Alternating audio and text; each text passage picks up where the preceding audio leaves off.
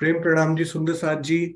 आज हम सब ध्वजा टीम के साथ मिलकर बीतक दिवस 9 की तरफ आगे बढ़ रहे हैं। जो श्री प्राणनाथ जी की आगे की जागनी यात्रा है उसके बारे में हम जानेंगे, और किस प्रकार हमने इससे पहले की लास्ट की बीतकों में देखा, लास्ट के बीतक के डेज में देखा।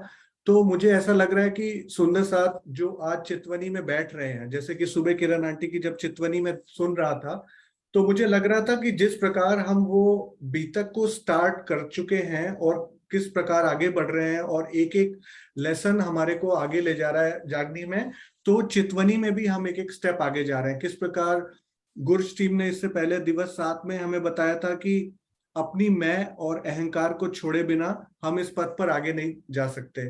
फिर उसके बाद नेक्स्ट लेसन जो अहंकार के बाद छोड़ने के लिए बाद आता है, कि नहीं, सबसे पहले देवचंद्र जी का, कि हम जब तक एक मुद्रा में स्थिर नहीं बैठ सकते, स्थिरम सुखम आसनम, जब तक हम एक स्थिर मुद्रा में नहीं बैठ सकते, चितवनी एक दिवा स्वप्न है। नेक्स्ट स्टेप हमने लिया कि चितवनी के बाद हमारे मन में ऐसा क्या है जो चितवनी में बाधक बनेगा। तो हमारे मन का अहंकार बहुत बड़ी चीज है, जिसको कि बड़े बड़े ब्रह्मा विष्णु महेश और तीर्थंकर भी, ऋषि मुनि भी नहीं समाप्त कर पाए, और वो भी इसके हाथों में अपने आप को सरेंडर कर देते हैं। तो ऐसी मैं को सिर्फ और सिर्फ हम तारतम वाणी के ज्ञान के प्रकाश में और प्रेममयी चितवनी के प्रेम द्वारा ही समाप्त कर सकते हैं। अब उस मैं को समाप्त करने की तरफ आगे बढ़ रहे हैं, तो नेक्स्ट कदम क्या होता है कि हमारे जो मन में जन्म जन्मांतरों के विषय विकारों की वासनाएं और जो हमारे संस्कार भरे पड़े हैं, वो हमारे सामने बाधा आते हैं। वो हमारे मन में एक बाहरी स्थूल जगत से हम बंद होके, लेकिन अंदर में एक हमारा आंतरिक जो संसार खड़ा है, वो बाधा देता है। तो ऐसे में क्या चीजें हैं जो हमें काम आएंगी, तो उससे रिलेटेड अब हम एक बाय एक स्टेप आगे लेते जा रहे हैं। चितवनी की और बीतक की पैरेलल जो ये हैंड इन हैंड यात्रा चल रही है, और इसी का बहुत ही अच्छा विवरण और पूरे जीवन के पूरे उनके एक्सपीरियंस का निचोड़ राजन स्वामी जी ने निजानंद योग में दिया है, कि किस प्रकार हमें वो सारी चीजें जो हमारी चितवनी में ध्यान में बाधक हैं, उन्हें हमें किस प्रकार छोड़ना है। तो इसमें मन, चितवनी में मन क्यों नहीं लगता, इस पर, और खासकर जैसा कि एक सुंदर साथ बहुत बार पूछ चुके हैं कि हमारा आहार विहार कैसा हो, हमारी भोजन संबंधी जो हमारी दिनचर्या है, उसमें हम कहाँ पे बदलाव लाएं कि हम इस तरफ और आगे बढ़ सकें। तो उस पर निरंतरता से आप आगे बढ़ पाए और इसमें कोई व्यवधान बाधाएं ना आए, तो क्या क्या चीजें हमें ध्यान में रखनी है, उन चीजों का यहाँ पे बहुत ही विस्तृत रूप से, एकदम प्रैक्टिकल रूप से बताया गया है कि चितवनी करनी कैसे है। जब तक आंखें बंद नहीं करेंगे, अपनी बाहर की आंखें तो कर ली, मन की आंखें, क्योंकि मन अफलातूनी अभी भी चितवनी में बैठ के क्या क्या सोच रहा है, क्यों हो रहा है, क्योंकि मन के अंदर जो बुद्धि है, मन चित बुद्धि अहंकार, तो ये जो बुद्धि का कार्य है, बुद्धि का कार्य है विवेचना करना। तो हमारे जो संस्कार उभर के आएंगे वो हमारे मन और बुद्धि को कंट्रोल करने में हेल्प करेंगे। लेकिन वो संस्कार कंट्रोल कैसे करेंगे हम, तो हमारे भोजन के द्वारा, यानी एक तो होता है खाना पीना और एक होता है मन का भोजन। तो हर चीज का भोजन किस प्रकार कंट्रोल हो, क्या हमें नहीं करना, इस प्रकार की सारी शिक्षाओं को हम एक एक करके आगे बढ़ रहे हैं। और इस प्रकार हम इसका अवलोकन अगर करेंगे तो हमें वो सारे प्रैक्टिकल टिप्स जो हमें चितवनी में चाहिए, वो सारे मिल जाएंगे। तो चलिए आज हम अपनी यात्रा ध्वजा टीम के साथ आगे ले जाते हैं और आज की बीतक को शुरू करते हैं। तो ओवर टू यू टीम ध्वजा। प्रणाम जी। प्रणाम जी।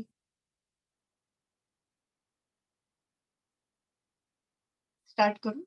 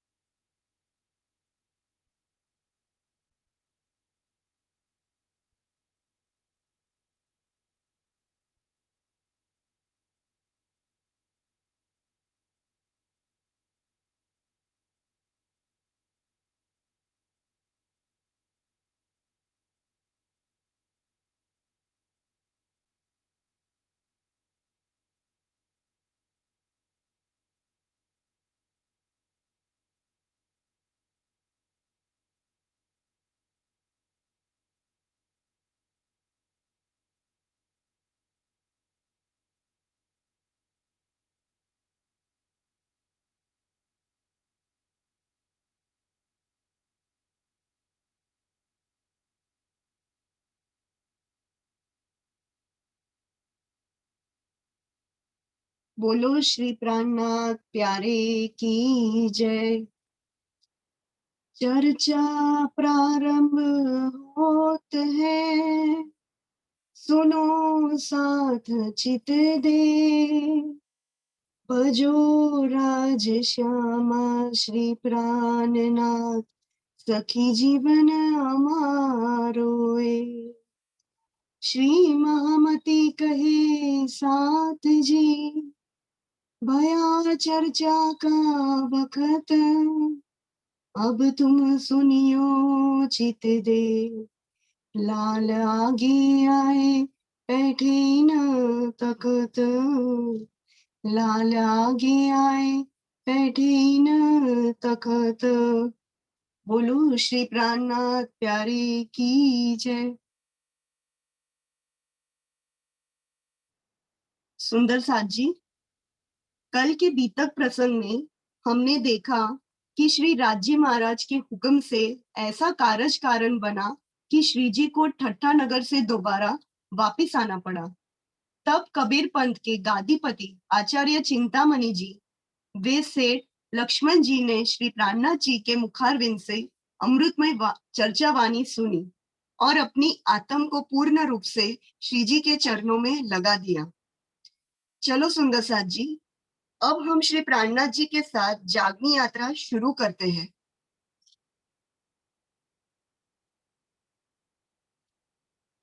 ठट्टा नगर में 10 माह रहने के पश्चात श्री जी लाठी बंदर गए और वहां से नाव द्वारा मस्कत पहुंचे। अब आज हम मस्कत बंदर के मावजी भाई और अबासी बंदर के भैरव ठक्कर सेठ की बीतक सुनेंगे। मस्कत बंदर वृतांत।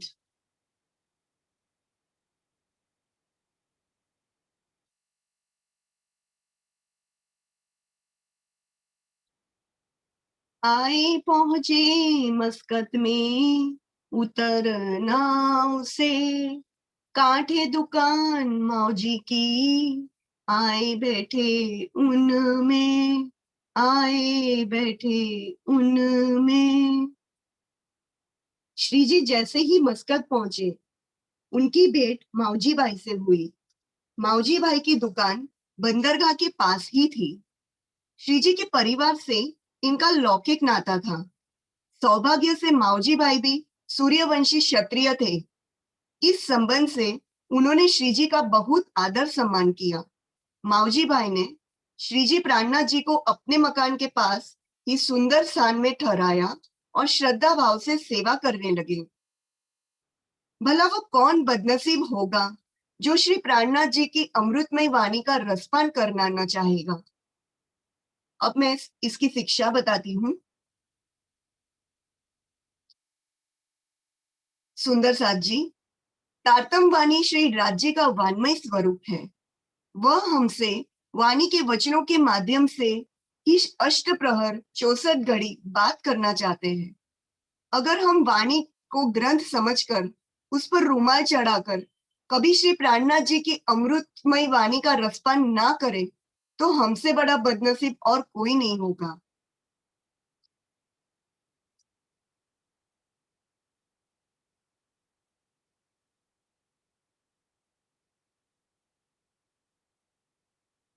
और लोग आवे सुनने, लगी बातें चलने, दीदार को लोग आव ही, बाता लगे सुनने, बाता लगे सुनने। बीतक ग्रंथ प्रकरण 26 चौपाई 12। जैसे जैसे चर्चा का दौर शुरू हुआ, लोगों की संख्या बढ़ती गई। वहां पर मावजी भाई सहित बहुत से लोगों ने तारतम ज्ञान ग्रहण किया।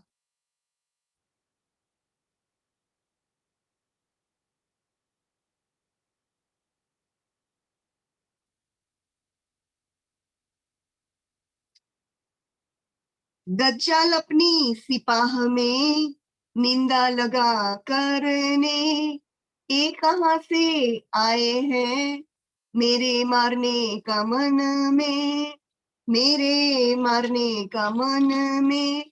बीतक ग्रंथ चौपाई 14। अर्थ, अज्ञानी लोगों का समूह श्री प्राणनाथ जी की निंदा करने पर उतर आया।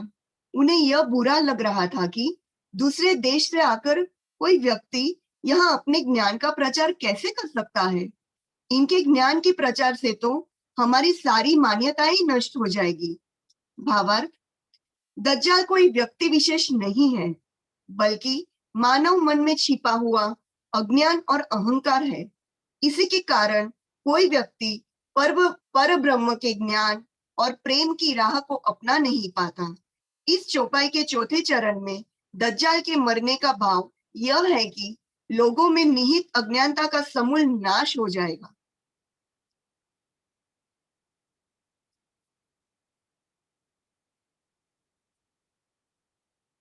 ईत दो चार कीर्तन नए किए बीतक, तू दुनी को क्या पुकारे, देख तरफ हक, देख तरफ हक। अर्थ, श्री राजी के आवेश से दो चार नए कीर्तन उतरे। उसमें यह भाव था कि हे मेरी आत्मा, तो इन दुनिया के जीवों को क्या पुकार रही है, ये तो माया में ही डूबे हैं।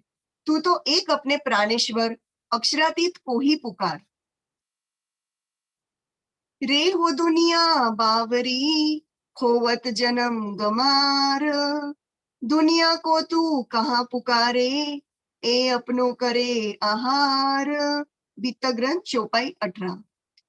संसार के लोग भौतिक सुखों के भोग में पागल हो चुके हैं और पर ब्रह्म से विमुख होकर अपने अनमोल मानव जीवन को मूर्खता में गंवा रहे हैं। ऐसे मायावी लोगों को बार बार समझाने से कोई लाभ नहीं होगा। इन जीवों का आहार माया के विषयों का सुख ही है, भला उसे वह कैसे छोड़ सकते हैं। तू भुला न महामत, संभार अपना आप, सब सियाने अपने काम में लगे, तो हे वीर धाम के ताप, तो हे वीर धाम के ताप। बीतक ग्रंथ चौपाई 19। हे मेरी आत्मा, तू अपने प्राणेश्वर अक्षरातीत को ना भूल, अपने आप को संभाल। संसार में बुद्धिमान कहलाने वाले ये लोग अपने माया के काम में लगे हैं, लेकिन तुझे तो परमधाम के वीर का कष्ट सता रहा है। भावार्थ, धर्म प्रचार में विरोध वे ही लोग खड़ा करते हैं जिनको ना तो प्रियतम अक्षरातीत से प्रेम होता है और ना ही आस्था। वे मात्र अपनी रूढ़िवादिता के संरक्षण के लिए धर्म के पर्दे में लड़ने के लिए तैयार रहते हैं। यह चार कीर्तन हमारे तारतम्यवाणी के कीर्तन ग्रंथ के प्रकरण 21, 22, 23 और 24 में उतरे हैं। अब हमारी प्यारी अपेक्षा जी इनमें से एक कीर्तन की कुछ पंक्तियां अपने मधुर आवाज में सुनाएगी।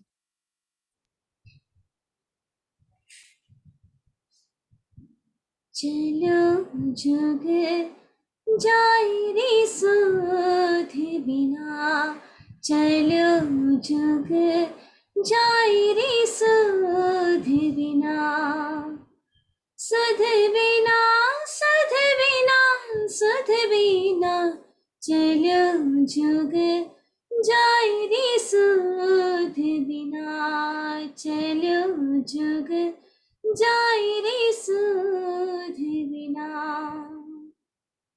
महामत सो गुरु पाया, महामत सो गुरु पाया, जो कर सी साफ सबन, देसी सुख नह चाल, देसी सुख नह चाल, सी कब हो ना करकिन, चलो जग जाए रे सुध बिना, चलो जग जाए रे सुध बिना। प्रणाम। एक दिन चर्चा मी ने भाई खंडनी मावजी पर वाकिफ पुराना था साथ में, अवगुण भाषा दिल पर, अवगुण भाषा दिल ऊपर। पीतक ग्रंथ चौपाई 22। एक दिन चर्चा के समय श्री जी ने मावजी भाई को थोड़ी सी खंडनी कर दी। सुंदर साथ के समूह में रहते हुए भी अभी तक उन्हें श्री जी के स्वरूप की पूर्ण पहचान नहीं हो पाई थी। इसीलिए उन्होंने श्री जी के द्वारा की गई खंडनी का अपने दिल में बुरा मान लिया। उनसे यह सहन नहीं हुआ और मन ही मन उन्होंने निश्चय कर लिया कि अब वे श्री प्राणनाथ जी की चर्चा सुनने नहीं जाएंगे। यदि अपमान सहना अमृत तुल्य है, जो आगे बढ़ने की प्रेरणा देता है, और सम्मान विष तुल्य, किंतु यह ध्यान रखना चाहिए कि स्वाभिमान और धर्म को खो देने के बाद इन दोनों का कोई भी महत्व नहीं है। अब मैं आपको इसकी शिक्षा बताती हूँ।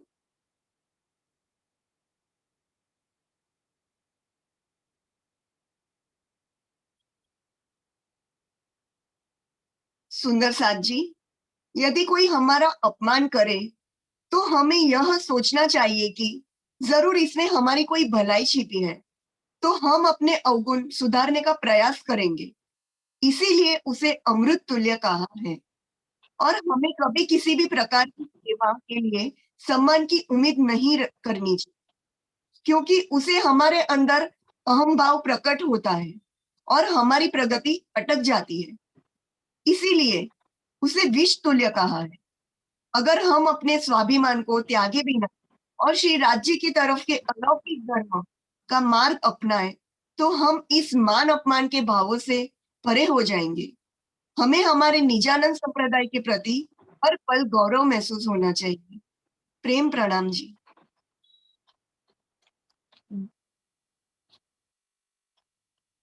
प्रणाम जी।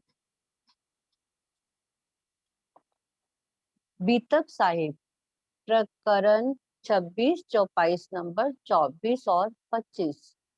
रिसाए के आप अपने रह गया घर में, चर्चा समय न आया तुम दिलगीर राज से। जब सोया रात को अपनी दुकान मो, राते मारा तमाचा राज ने, हुई दहशत जोर इनको। अगले दिन महावजी भाई चर्चा के समय नहीं गए, काम के बहाने दुकान पर चले गए। रात को भी वहीं पर सो गए, लेकिन यह क्या, तड़ाक तड़ाक भय से कांपते हुए महावजी भाई उठ बैठे और सोचने लगे, ये चांटे किसके हो सकते हैं। दुकान के दरवाजे तो बंद हैं, बाहर से किसी के आने का प्रश्न ही नहीं है। यह सपना भी तो नहीं है, गालों पर अभी भी चोट का दर्द है। बीतक साई 24 नंबर 26। क्यों रीस करी इनको, क्यों न दिए तुम कान, तू जा फिर उत ही कर देख पहचान। मैं आज चर्चा सुनने नहीं गया था। भरी सभा में अपनी खंडनी सुनकर श्री जी के प्रति मेरे मन में कटुता हो गई थी। ऐसा प्रतीत होता था कि मुझे अपने पाप की सजा मिली है। अब काम धनी के चरणों में जाकर क्षमा मांगने की सिवाय मेरे पास अन्य कोई भी चारा नहीं है। इस प्रकार सोचते हुए वह रो पड़े। प्रातः तड़के ही महावजी भाई श्री जी के कमरे के दरवाजे के पास आकर बैठ गए। वे श्री प्राणनाथ जी के चरण पकड़कर फूट फूट कर रोने लगे। साथ ही साथ अपनी व्यथा भी शब्दों में प्रकट करने लगे। प्रकरण 26, 24 नंबर 29। मैं खंडनी सुन के हो गया बेजार, मैं तो कच्चा प्रेम, मैं तो कच्चा साथ में, ना पहचाना परवरदिगार। हे धामधनी, मैं आपको पहचान नहीं पाया। अपनी खंडनी सुनकर मैं बुरा मान गया था, मुझे क्षमा कर दीजिए। अब पूर्ण श्रद्धा और समर्पण के साथ महावजी भाई चर्चा सुनने लगे। अब उनको दिन रात श्री जी की सेवा करने और चर्चा सुनने के अतिरिक्त कोई काम नहीं रह गया। संसारिक रिश्तों की डोर अर्थ प्रधान स्वार्थ से बंधी होती है, उसमें बांधा पड़ने पर खटास आना स्वाभाविक है। इसकी शिक्षा है, संसारिक रिश्ते जो होते हैं वो स्वार्थ से जुड़े होते हैं। वह भले ही प्रेम से बंधे हैं कहा जाता है, पर उसमें असल प्रेम होता ही नहीं है। सब धन के लालच में ही रिश्ते बंधे होते हैं। बच्चों की पहचान बुढ़ापे में होती है और सच्चे प्रेमी की पहचान कंगाली में होती है। प्रेम का संबंध जहाँ होता है वहाँ स्वार्थ नहीं होता, और जहाँ स्वार्थ होता है वहाँ प्रेम नहीं होता। जब अलौकिक नाता धनी से जुड़ता है तो माया और बाकी सब कार्य अपने आप ही छूट जाते हैं, और उस समय संसारिक रिश्तों को यदि धाम धनी की पहचान नहीं हुई तो वे दज्जाल बन बीच में आएंगे, पहचान और पहचान हो गई तो वे दोनों नाते से साथ निभाएंगे। जिसका उत्कृष्ट उदाहरण लालदास जी का है, जो हमने देखा है। लक्ष्मण सेठ थे, लालदास जी जब जैसे ही कारोबार व्यापार सब खत्म हो गया, तब उनकी पत्नी लालबाई जी और उनकी बेटी श्यामबाई जी, उन्होंने कदम कदम पर लालदास जी का साथ निभाया। वह कंगाल हो चुके थे, फिर भी लालबाई जी ने साथ नहीं छोड़ा, क्योंकि उनका सब अब सिर्फ लौकिक नाता ही रहा, बल्कि वह अलौकिक अखंड की निस्बत भी वे निभा रहे थे। लेकिन यहाँ महावजी भाई के प्रसंग में उनकी पत्नी सिर्फ लौकिक स्वार्थ से बंधे रिश्तों को ही अपना मान रही है, जिसमें अब खटास आ गई है। साथ जी, ये दो नाते की बात है जो हमें भी निभानी है अपने जीवन में, लौकिक और अलौकिक। महावजी भाई के धर्म कार्य में लगे रहने से परिवार के सभी लोग झगड़ने लगे। पत्नी भी विष बूझे तीर छोड़ने लगी। यदि बाबा ही बनना था तो मुझसे विवाह क्यों किया? अब तो तुम्हें परिवार की कोई चिंता ही नहीं है कि हमारा कामकाज कैसे चलेगा। रूह ना डगा इन समय, थे श्री राज इनके साथ। जाको मदद हक की, धन्य पकड़े हाथ।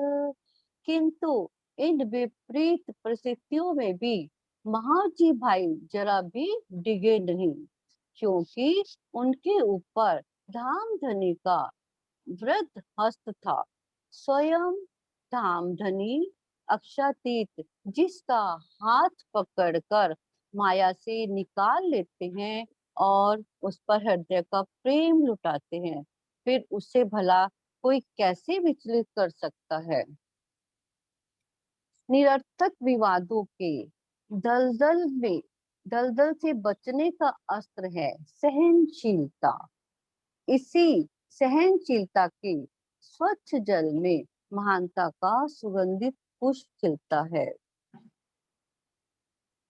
सुंदर साथ जी, इसकी शिक्षा है, जिन बातों से हमारा कोई लेना देना ही नहीं है, उन बातों को कोई चाहे कितना भी ऊंचा बोल ले, परंतु उससे हमारी सेवा, समर्पण और ईमान में कोई भी फर्क नहीं पड़ना चाहिए, क्योंकि हमें अपना ध्यान सिर्फ अपने धाम धनी में ही लगाए रखना है।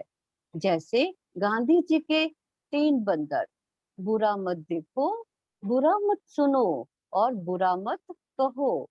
अपनी नजर से यदि सिर्फ धनी को देखते रहे तो कोई अर्थविहीन बुराई सुनाई नहीं देगी और उस पर बोलना भी नहीं हो पाएगा।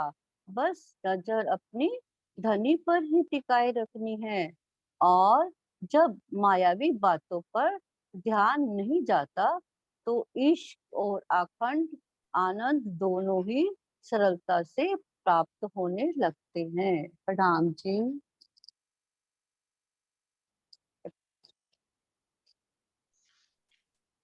प्रणाम जी सुंदर साथ जी। अब प्रसंग को आगे बढ़ाते हैं। श्री बीतक साहब, प्रकरण 26, 24-42।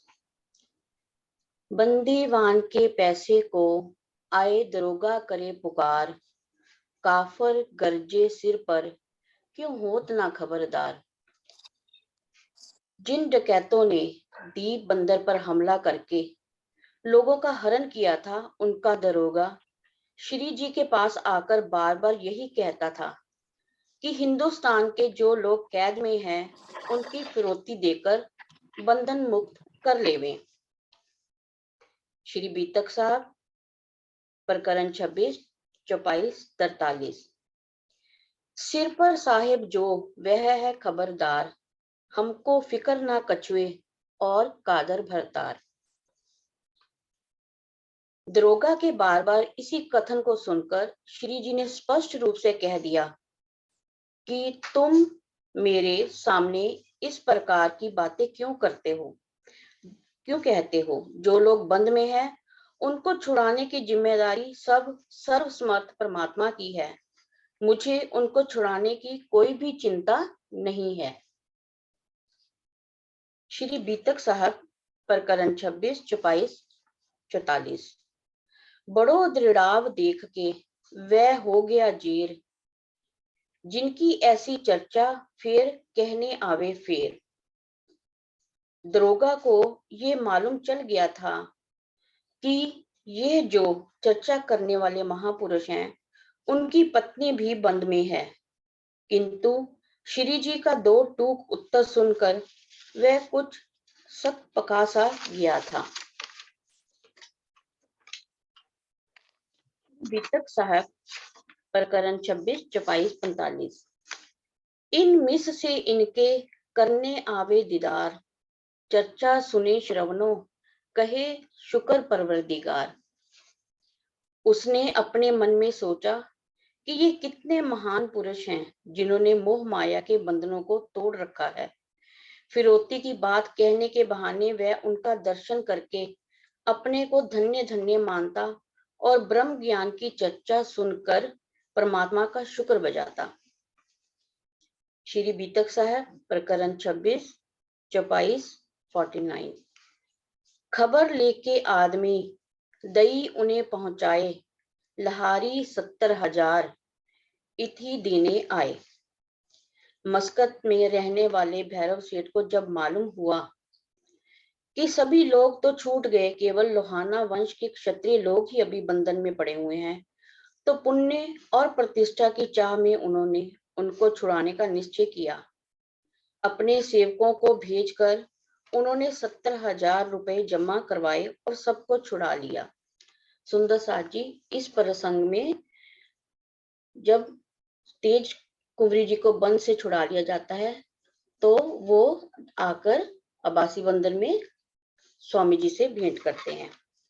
ये मस्कत बंदर की बीतक यहीं पर समाप्त होती है। श्री महामती कहे ए साथ जी, है बहुत मस्कत बीतक, सो आगे मजकूर होएगा, कहो अबासी बंदर।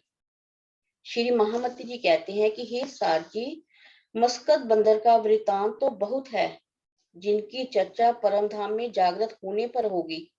अब्बास बंदर में जागने की जो विशेष लीला हुई है, उसे अब आगे हम अपेक्षा जी से सुनते हैं। प्रणाम जी।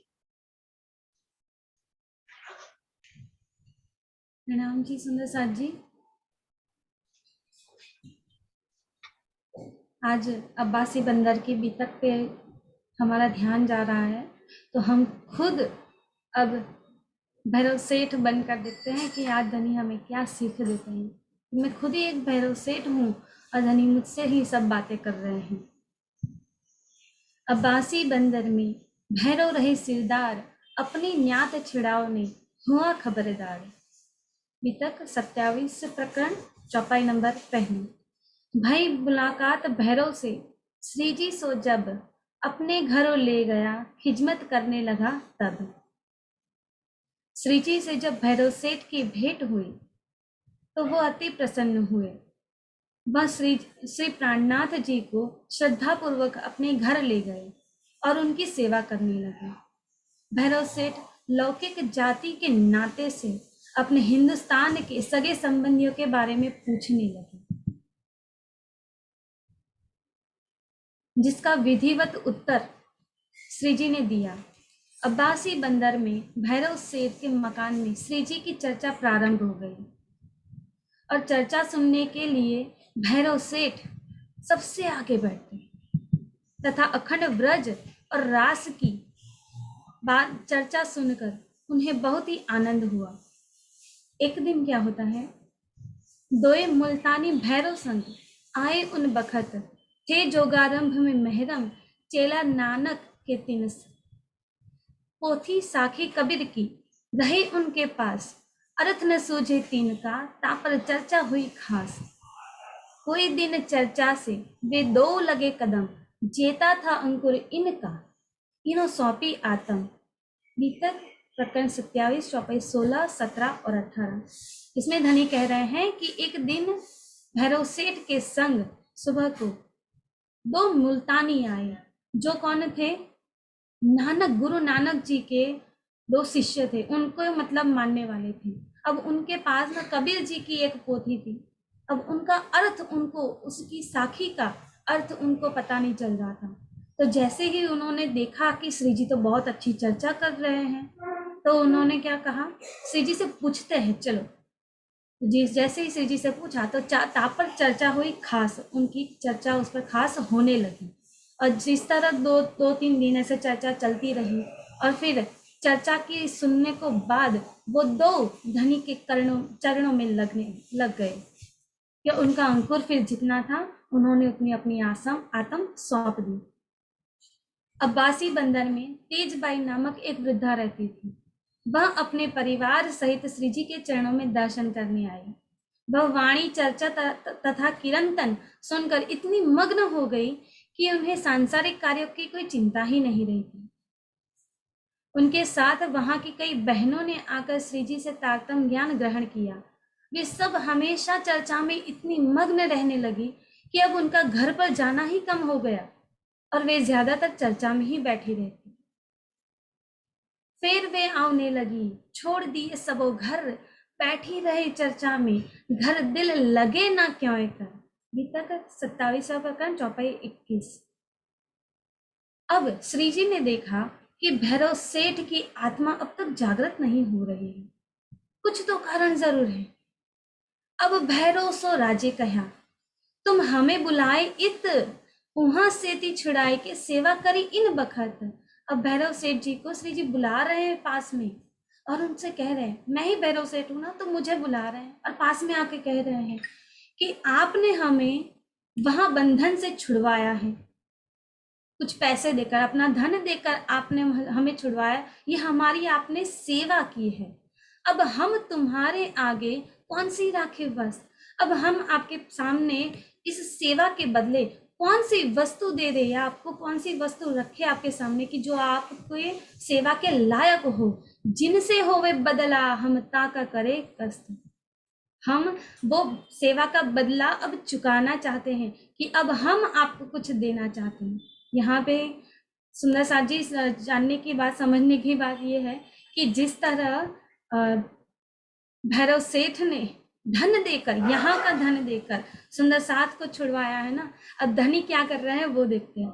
जो कछु हम पे वस्त है, सो आगे राखे सब तुम, सो ग्रहो तुम चित्त में जो फल पावे तुम। यहाँ धनी अखंड का धन देकर भैरव सेठ को कर्म बंधनों से मुक्त करने आए हैं।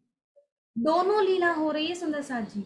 जाहिरी रूप से यहाँ भैरव सेठ ने सबको छुड़वाया है, तेज गौरी जी को छुड़वाया, साथ में 2-4 सुंदर साथ थे उनको भी छुड़वाया है, लेकिन यहाँ धनी खुद उन्हें छुड़वाने के लिए आए हैं, इसीलिए ये सारी की सारी लीला यहाँ पे हो रही है। नीचे कीजिए आशीष भैया।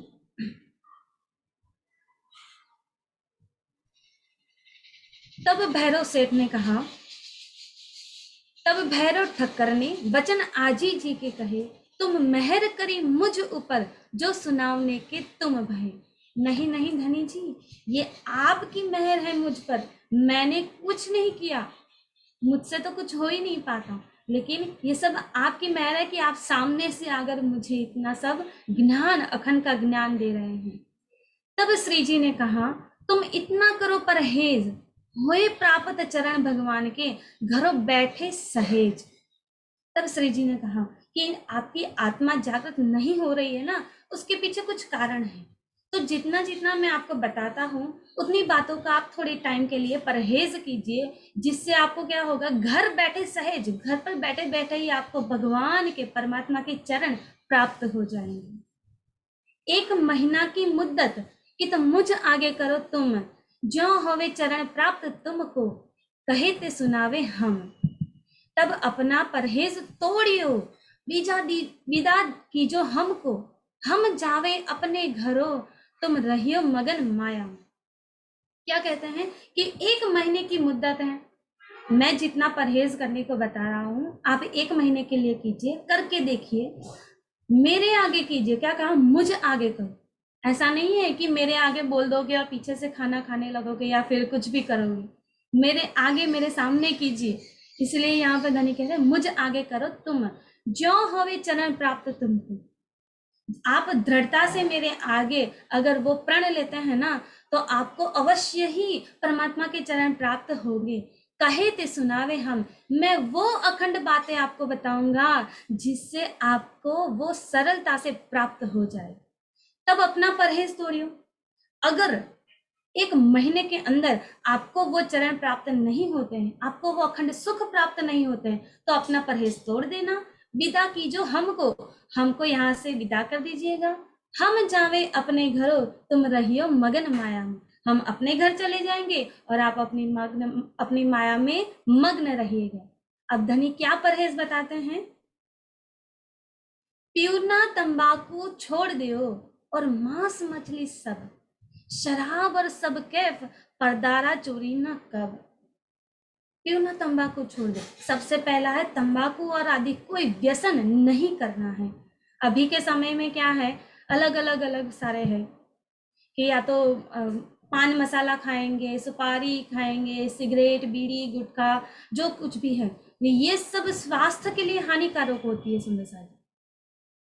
और इससे क्या होता है, हमें जो मनुष्य जीवन, अनमोल मनुष्य जीवन मिला है ना, उसकी बर्बादी होती है।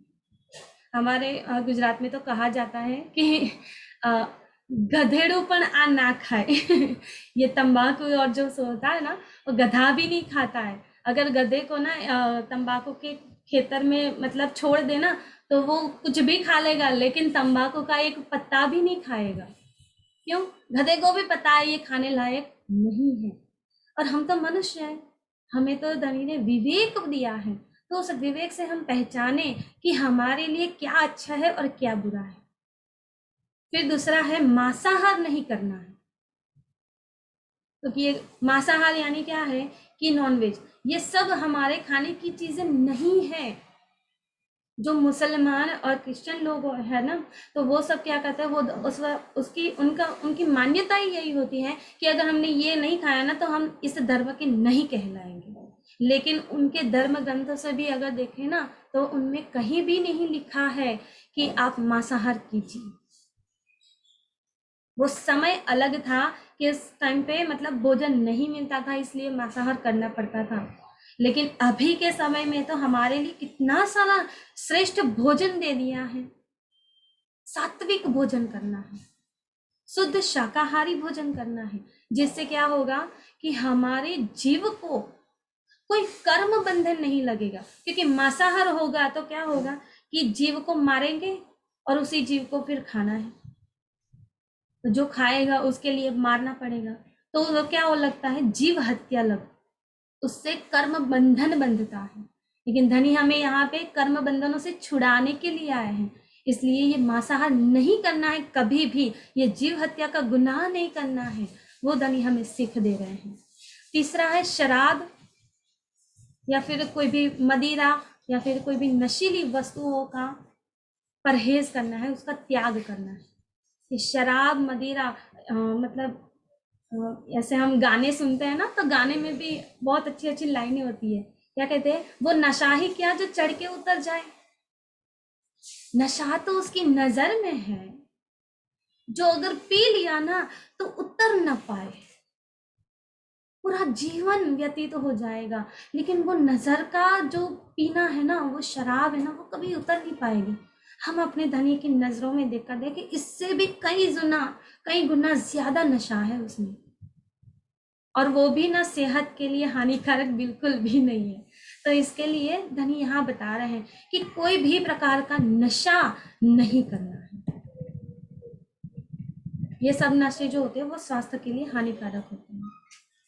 और चौथा है पराई स्त्री का या फिर पुरुष का संग नहीं करना है। ये भैरव सेठ के लिए बात थी, तो इसके लिए उनको क्या कहा कि पराई स्त्री, पर स्त्री गमन छोड़ देना है। लेकिन ये आज के समय में अगर हम देखें ना, तो पुरुषों की भी मतलब स्त्रियों की भी मतलब ऐसी कोई होता है कि व्यभिचारिता होती है, जिससे क्या होता है कि जो एक प्रण होता है कि पतिव्रता नारी है हम, पतिव्रता के पत्नीव्रता मतलब जो हम समझ रहे हैं, तो वो नहीं दृढ़ होता, तो उसके लिए यहाँ पे बता रहे हैं। और सुंदर साथ जी ये जो है ना, वो मतलब इतना समझने लायक है कि ये पराई स्त्री पुरुष का संग क्यों नहीं करना है ना, वो धनी यहाँ पे बता रहे हैं कि भैरव सेठ जो उस समय में राजाशाही जीवन जीते थे, सेठ यानी मतलब क्या, राजाशाही जीवन उनका, तो उनका तो नाच गाना और मतलब कितने नृत्य होते हैं, तो उस समय स्त्रियां जो होती है उनके सामने नृत्य करती हैं, तो उनका मतलब एक कैरेक्टर अगर देखें ना गांव वालों की नजर से, तो उनका कैरेक्टर कैसा है, मतलब रंगीला स्वभाव है उनका। और ऐसे रंगीले स्वभाव को धनी जानते हैं, अगर यहाँ पे अभी नहीं छुड़ाया ना, तो ये जो औरतें आई है ना भरसाली जाति, वो कभी भी जागृत नहीं हो पाएगी। उनके पति उन्हें रोकते हैं। क्यों रोक रहे हैं? क्योंकि भैरव सेठ की छाप ही ऐसी है। धनी इनसे छुड़ाना चाहते हैं कि पहले भैरव सेठ के कैरेक्टर को क्लियर करो, तभी तो दूसरी औरतें सुंदर साथ जग पाएगी। इसलिए यहाँ पे धनी सब छुड़वा रहे हैं कि पराई स्त्री पुरुष का संग बिल्कुल भी मत करो। जो अगर हमसे बड़ी है तो उनको माता की तरह से समझो, अगर हमारी हम उम्र है तो बहन समझो, अगर छोटी है तो पुत्री समझो। धनी यहाँ पे इस तरह से सीख दे रहे हैं कि आपके एक गलत कार्य की वजह से कहीं दूसरी सखियों की जागृति बंद ना हो जाए। इसलिए पहले उनके कैरेक्टर को क्लियर करते हैं, क्योंकि अब्बासी बंधन में सबसे दबदबा ना उन्हीं का है, भैरव सेठ का है। अगर उनको ही क्लियर नहीं किया तो बाकी के उनके जो साथ रह रहे हैं वो कैसे जागृत हो पाएंगे। इसलिए यहाँ पे धनी सबसे पहले ये छुड़वा रहे हैं, पराई स्त्री पुरुष का संग नहीं करना है, परदारा चोरी ना कर, अब चोरी भी मत करो। चोरी यानी क्या, सिर्फ धन की चोरी होती है? नहीं, मन की भी चोरी होती है। हम झूठ बोलते हैं ना, वो एक चोरी ही है। साथ ही साथ यहाँ पर एक विचार जो हमें आते हैं ना, तो उन सब विचारों की भी चोरी होती है, ज्ञान की भी चोरी होती है, कि होता किसी और का है, हम अपना बनाकर उसको प्रेजेंट कर लेते हैं, ये भी चोरी ही है।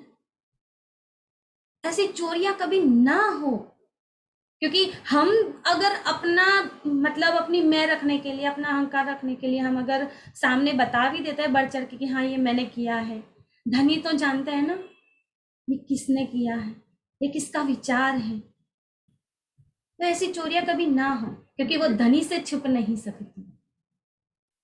ये पांचों चीजों का परहेज यहाँ पर बता रहे हैं।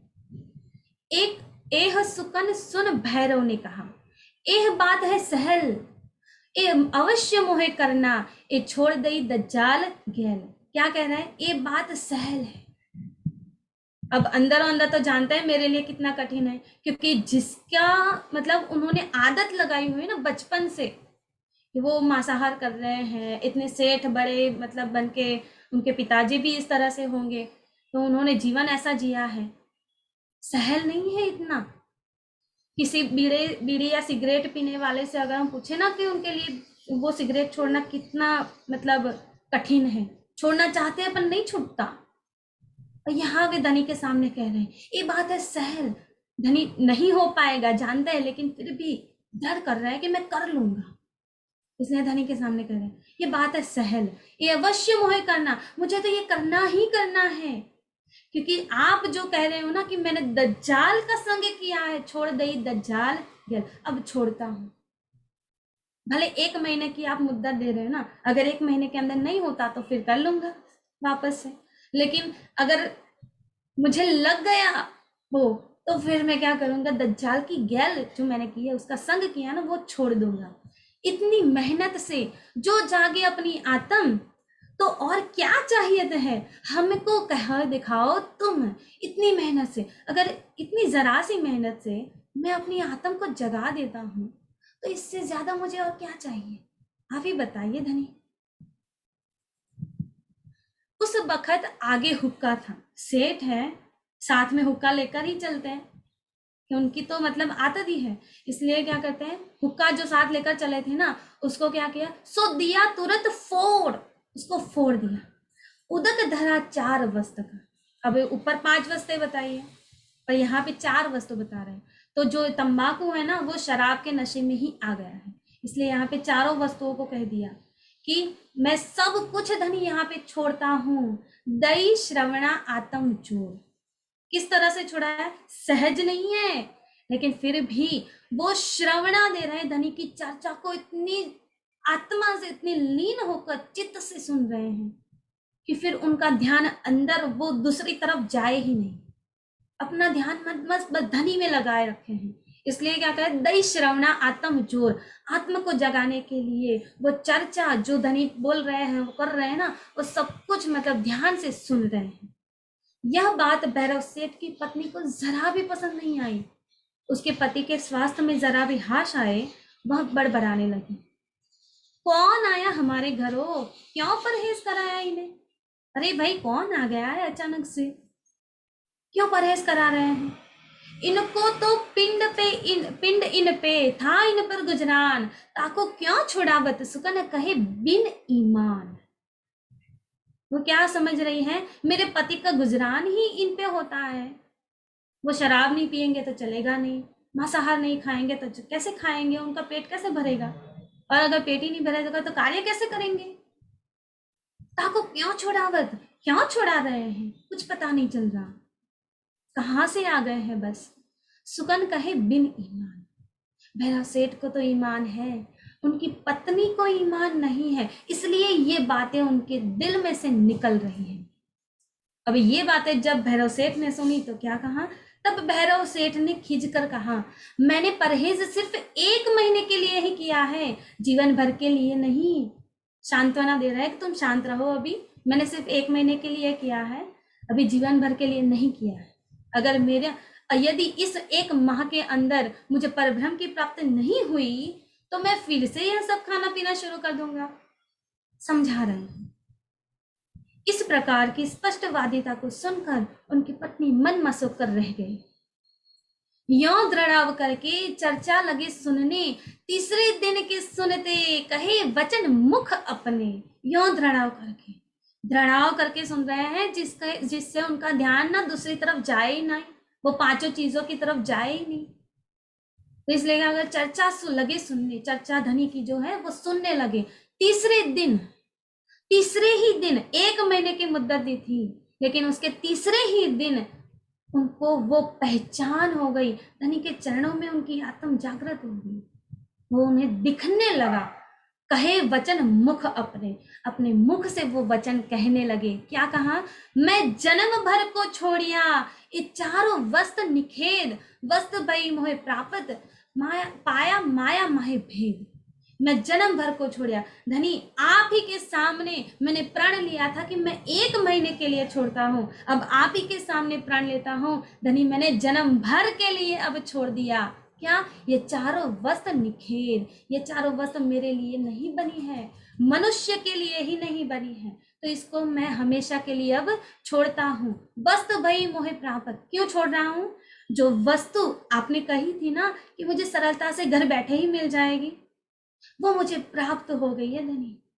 मेरी नजर, मेरी सुरता परमधाम में धनी के चरणों में लग गई। मैंने देखा है अपने स्वरूप को, अपने धनी के स्वरूप को।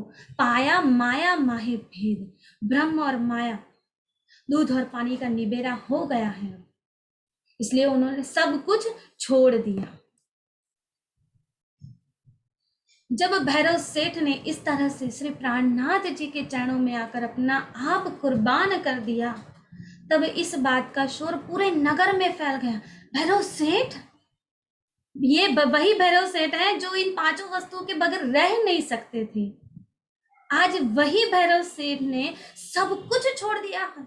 वो पर स्त्री गमन, जिनकी वजह से कोई पति उनकी पत्नी को उनके घर पे नहीं रहने दे सकता, रात रात भर आज उनके ही घर पर चर्चाएं होने लगी है। सुंदर साथ जी, ये धनी का किया है, उन्होंने इन कर्म बंधनों से छुड़ा दिया है, मांसाहार छुड़वा दिया, जो गलत कार्य थे वो सब छुड़वा दिए। और इसकी सिखापन भी यही है कि ईमान प्लस कुर्बानी। धनी पर उन्होंने ईमान रखा है, उनकी पत्नी का तो ईमान नहीं रहा, इसलिए वो बड़बड़ाने लगी। लेकिन भैरव सेठ का ईमान इतना पक्का रहा ना कि उन्होंने 1 महीने के लिए भी इतनी दृढ़ता से किया। नहीं हो पा रहा था, सरल नहीं था, फिर भी किया वो ईमान के साथ, दृढ़ता के साथ, प्लस कुर्बानी कर दी। यानी आपने कहा कर दिया, ऐसा नहीं है कि मुझसे नहीं हो पा रहा अब मैं छोड़ रहा हूँ। जितना हो सका उतना उन्होंने किया है परहेज, और कुर्बान कर दिया धनी के चरणों में सब कुछ, कि अब धनी कुछ भी ऐसा नहीं करूंगा जो आप कहे और मुझे ना करना हो। मैं वो सब कहूंगा जो आप, वो सब करूंगा जो आप कहते हैं। बस अब आपके चरणों को बिल्कुल भी नहीं छोड़ना है। ये नगर, ये सारा जो प्रसंग है ना, वो इस अब्बासी बंदर में यहाँ पर बना है। सुंदर साथ जी, प्रेम प्रणाम जी।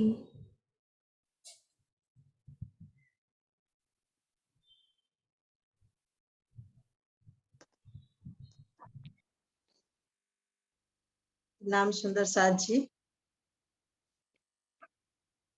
सुंदर साथ जी, अब हम भरसारी जाति के महिलाओं व तेजबाई के दृढ़ संकल्प के प्रसंग को श्रवण करते हैं, जिस रहनी पर हमें भी चलना है। प्रकरण 27, चौपाई 40, बीतक टीका। ए आया यो साथ में, पड़ा शहर में शोर, तब दज्जाल लगा पुकारने, बड़ा जो किया जोर। इस प्रकार जब भैरव सेठ ने तारतम ज्ञान ग्रहण कर लिया तो संपूर्ण अब्बासी बंदर में कोलाहल मच गया। तब अज्ञानी लोगों का समूह अपनी पूरी शक्ति के साथ विरोध करने के लिए तैयार हो गया। दोपहर का सूरज। अब्बासी बंदर में भड़सारी जाति के हिंदू लोग रहते थे, जिनका मुख्य पेशा व्यापार करना था। श्री जी की चर्चा सुनने वालों में महिला सुंदर साथ की संख्या बहुत थी। कुछ महिला सुंदर साथ के नाम जो बीतक में वर्णित है वह है सुखीबाई, तेजबाई, मेरबाई, बाई इंद्रावती, राधाबाई, रूपाबाई, सुताईबाई, फूलबाई, बाई रत्न और लच्छीबाई। उनके पति इस बात से बहुत खीन रहा करते थे कि उनकी पत्नियां उनकी तरफ से बहुत लापरवाह रहती हैं। जब देखो तब उन्हें चर्चा के सिवाय अन्य कुछ सूझता ही नहीं है। प्रतिदिन ठंडा ठंडा भोजन करके वे ऊब चुके थे, क्योंकि वे भोजन बनाकर चर्चा सुनने चली जाया करती थी। इसी कारण से सभी व्यापारी अपनी सुखों के छूटने के कारण मिलकर भैरव सेठ से मिलने गए। प्रकरण 27 चौपाई 42। हमारे घर के लोग बरजे न रहवे कोई, राव भैरव ठक्कर से कही, हमारी लड़ाई तुमसे होए। वे व्यापारी कहने लगे कि हमारे घर की सारी महिलाएं दिन रात अधिकतर समय इन्हीं के यहाँ चर्चा सुनने जाती हैं। कितना भी मना किया जाए वो मानती ही नहीं है। उन्होंने मिलकर भैरव सेठ से कहा कि इस स्थिति के लिए आप दोषी हैं और हम आपसे लड़ाई करेंगे।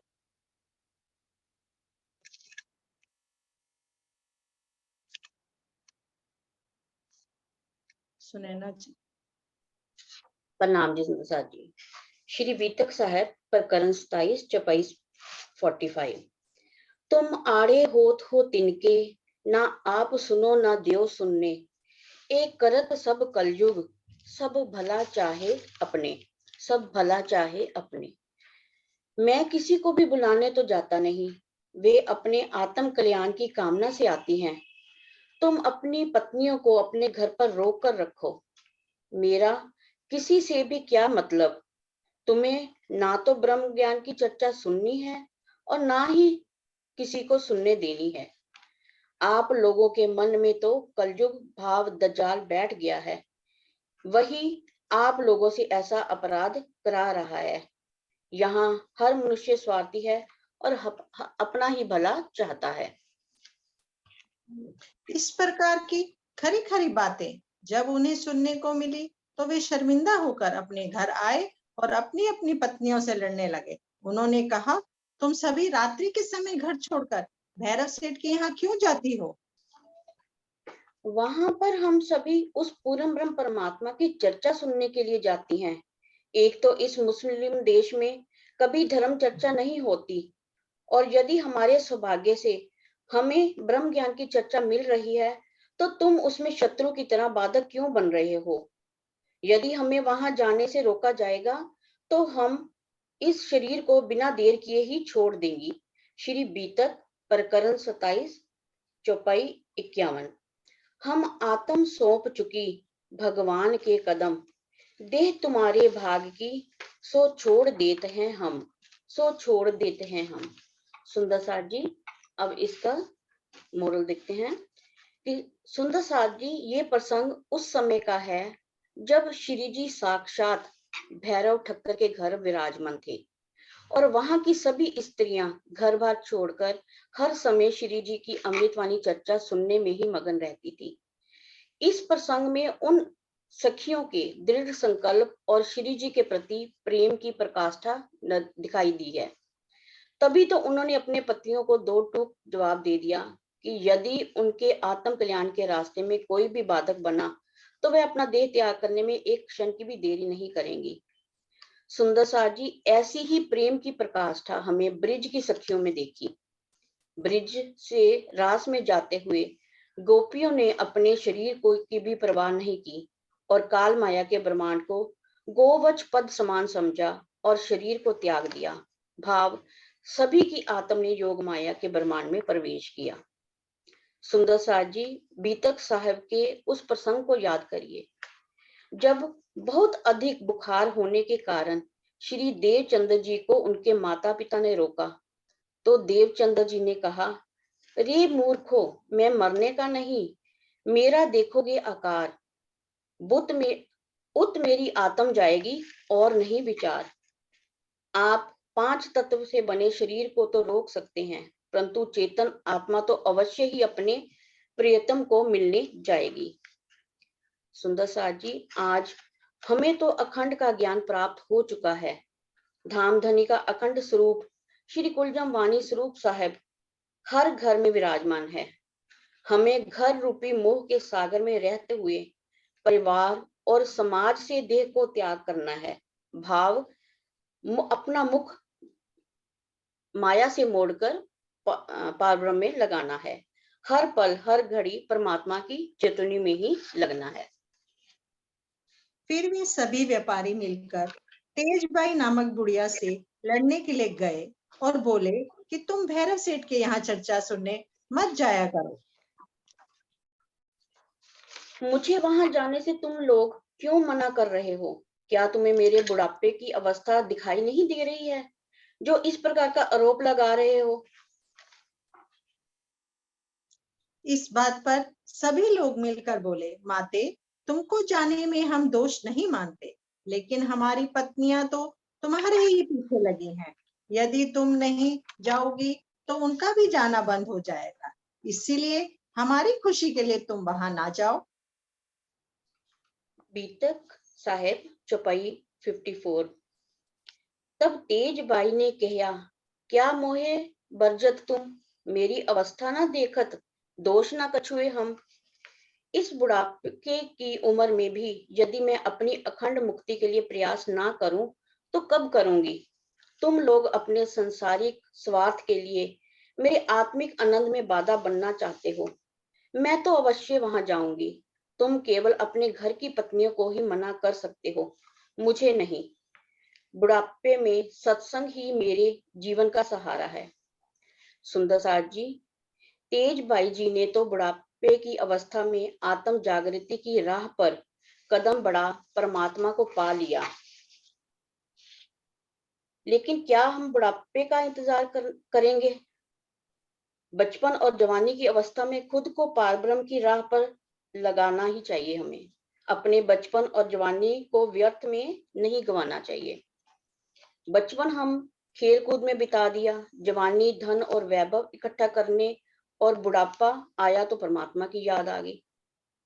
बुढ़ापे में तो इंसान शक्तिहीन हो जाता है, आंखों से कम दिखता है, कम सुनता है, सोचने की शक्ति कम हो जाती है, ना शरीर दर्दों का भंडार बन जाता है। तब तो साधना में ध्यान ही नहीं लगता, ध्यान का सारा केंद्र शरीर बन जाता है। सुंदर साहब जी, बचपन से जवानी और जवानी से बुढ़ापे की अवस्था तक पहुंचते पहुंचते हम लोगों को बहुत से विकार जकड़ लेते हैं। इसलिए परमात्मा की राह पर चलना है तो बचपन ही जीवन का वह पहला चरण है जब हमारी अवस्था सबसे उत्तम होती है। बुद्धि, शरीर, हमारा मन पूरी तरह स्वस्थ होता है, जो कि परमात्मा से जुड़ सकता है। श्री कुलजन स्वरूप वाणी में भी ऐसे कई नाम वर्णित हैं जिन्होंने बाल्यावस्था में ही परमात्मा की राह पा ली। प्रहलाद, ध्रुव, गुरु नानक देव जी, मीराबाई और कबीर जी, जिन्होंने बचपन में सच्चे प्रेम से परमात्मा की राह पाई। श्री देवचंद्र जी व महराज ठाकुर जी ने भी बचपन में ही अखंड परमात्मा को पाने की राह पर चल पड़े।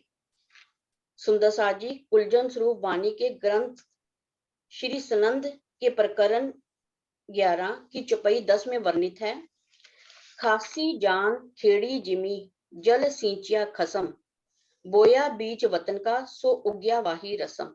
भाव, हमारा दिल बंजर जिमी समान है, उसमें धनी ने अखंड निस्बत का बीज बोया है, उसको अखंड इश्क और इल्म से सींचा है, जिससे हमारे दिल अखंड ब्रह्म ज्ञान से हरा भरा हो गया है, जिससे हमारा दिल जो है वो ब्रह्म ज्ञान से हरा भरा हो गया है। सुंदर साथ जी, जैसा बीज बोया है वैसा ही वृक्ष उगा है और फल भी वैसा ही मीठा पैदा हुआ है।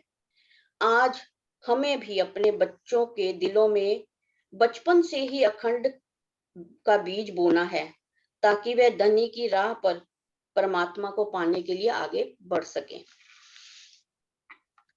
अब्बासी बंदर में चर्चा के साथ साथ चितवनी ध्यान का भी कार्यक्रम चलता था। इस प्रकार वहां बहुत से सुंदर साथ की जागृति हुई। प्रकरण 27 चौपाई 63। यो चर्चा होने लगी एक दूजे के संग, साथ को आनंद भयो, अंग न माए उमंग। इस प्रकार अब्बासी बंदर में श्री जी के मुखारबिंद से अलौकिक चर्चा का प्रवाह बहने लगा। एक दूसरे के साथ आकर सुंदर साथ चर्चा में सम्मिलित होने लगे।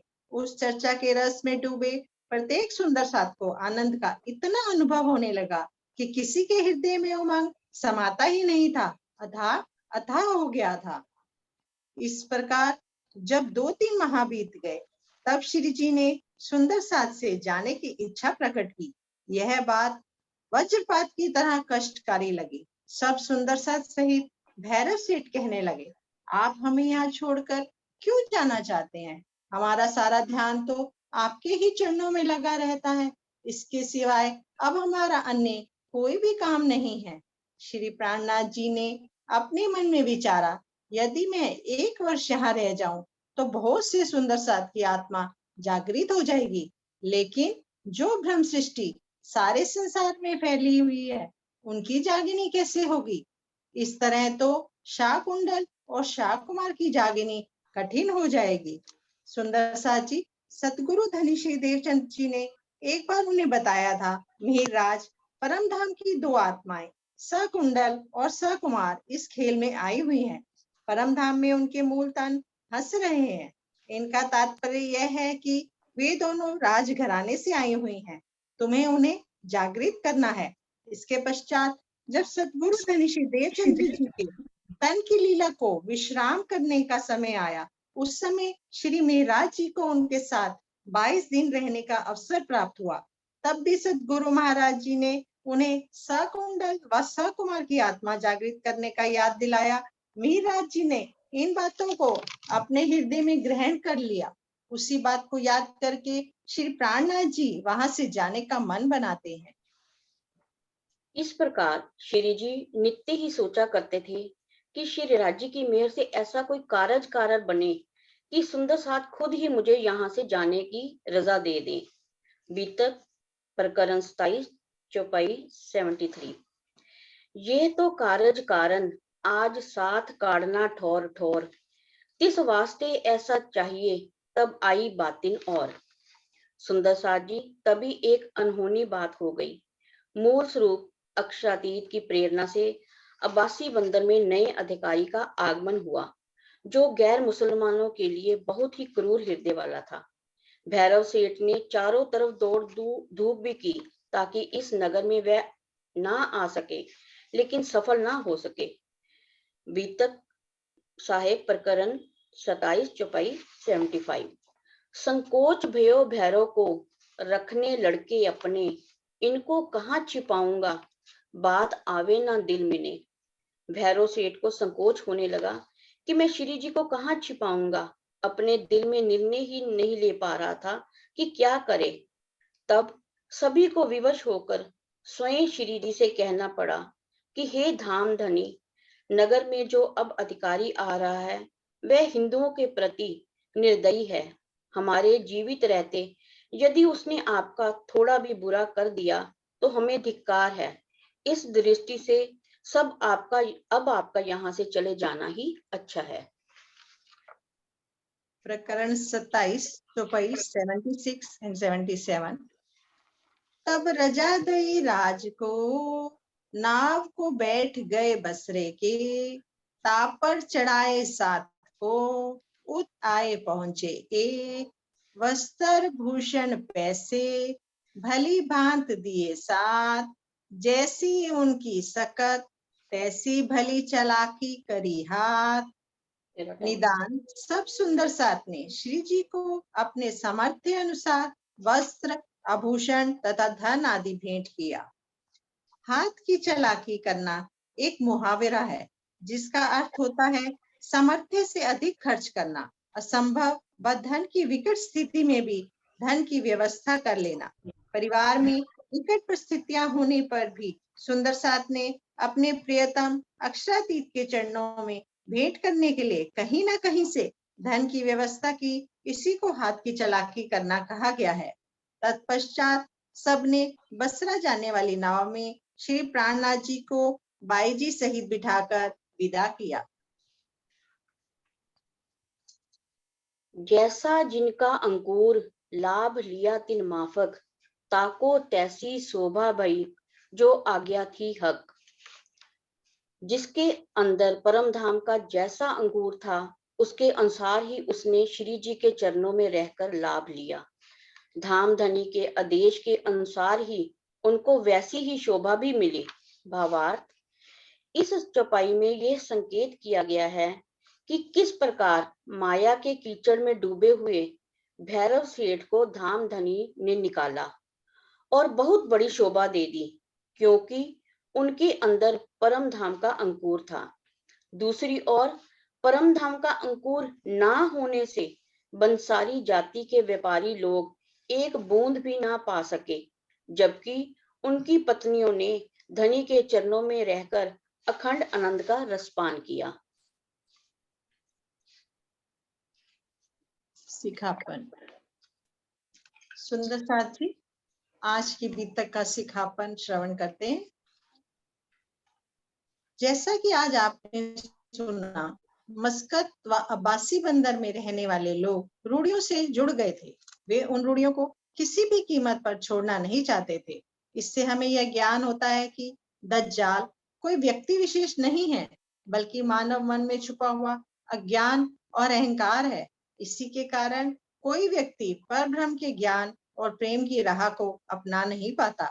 इसके अतिरिक्त महावजी भाई के प्रसंग से हमें शिक्षा मिलती है कि सतगुरु की प्रताड़ना में भी हमारी भलाई व उन्नति के ही भाव होते हैं।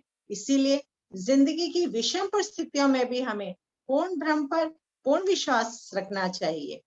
आज के प्रसंग से हमें धैर्यशाली होने की भी शिक्षा मिलती है। प्रायः परिवार और समाज के रिश्ते स्वार्थ पर आधारित होते हैं, इसीलिए कोई उनके मोह के बाड़े को तोड़कर पूर्ण ब्रह्म अक्षरातीत की ओर लगे तो वह उसके रास्ते में रोड़े अटकाते ही हैं। परंतु हमें धैर्यशीलता से सभी माया के बंधनों को पार करते हुए सदा राज्य की ओर आगे बढ़ते जाना है। सुंदर साथ जी, जैसा कि आज आपने बीतक में सुना, श्री जी ने भैरव ठक्कर की आत्म जागृति के लिए 5 चीजों का त्याग करवाया। हमें भी अपनी आत्मा की जागृति के लिए इन 5 चीजों का त्याग अवश्य करना चाहिए। इससे हमें बुद्धि की शुद्धता प्राप्त होती है। शुद्ध बुद्धि से ही शुद्ध चित्त होता है। चित्त के संस्कारों के अनुसार ही मन कार्य करता है। इसीलिए जो व्यक्ति हृदय की आंतरिक सच्चाई से अपने अवगुणों का परित्याग करता है, निश्चय ही उनको भैरव ठक्कर के समान अध्यात्म जगत में जल्दी सफलता मिलती है। जैसा कि आपने सुना, भैरव ठक्कर ने 3 दिन में ही बुराइयों को छोड़कर राज्य के दर्शन प्राप्त कर लिए। इस समय सोचने की बात है कि हमें अभी तक चर्चा सुनते हुए कितने वर्ष हो गए हैं, हमें अभी तक दर्शन क्यों नहीं हो पा रहे? क्योंकि कहीं ना कहीं हम आज भी अपने आंतरिक अवगुणों को पूरी तरह से नहीं निकाल पा रहे हैं। इसीलिए हमें कभी भी धाम धनी का सच्चा ज्ञान सुनने का सौभाग्य प्राप्त हो तो हमें पूर्ण समर्पण भाव से उसे ग्रहण करना चाहिए व अपनी उन्नति का मार्ग प्रशस्त करते रहना चाहिए। जैसा कि आज के प्रसंग में महावजी भाई, तेजबाई जी व भैरव ठक्कर जी व अन्य सुंदर साथ जी ने अपने जीवन काल में किया। प्रेम प्रणाम जी।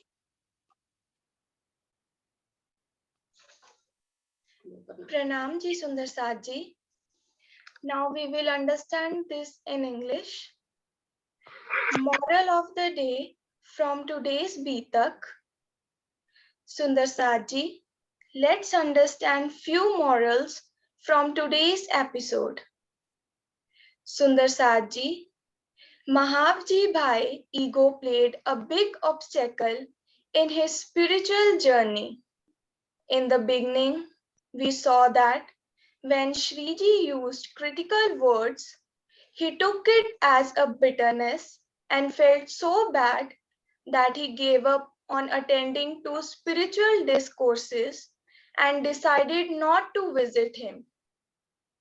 Here we should understand that Shriji did this only to awaken him, not to hurt him.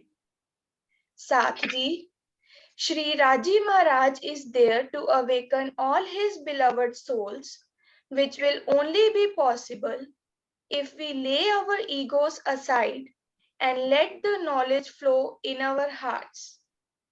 One of the lessons we learned from this episode is tolerance. Mahavji Bhai, when got totally involved in spiritual matters, his wife started picking quarrels with him. He played deaf to what his family members said.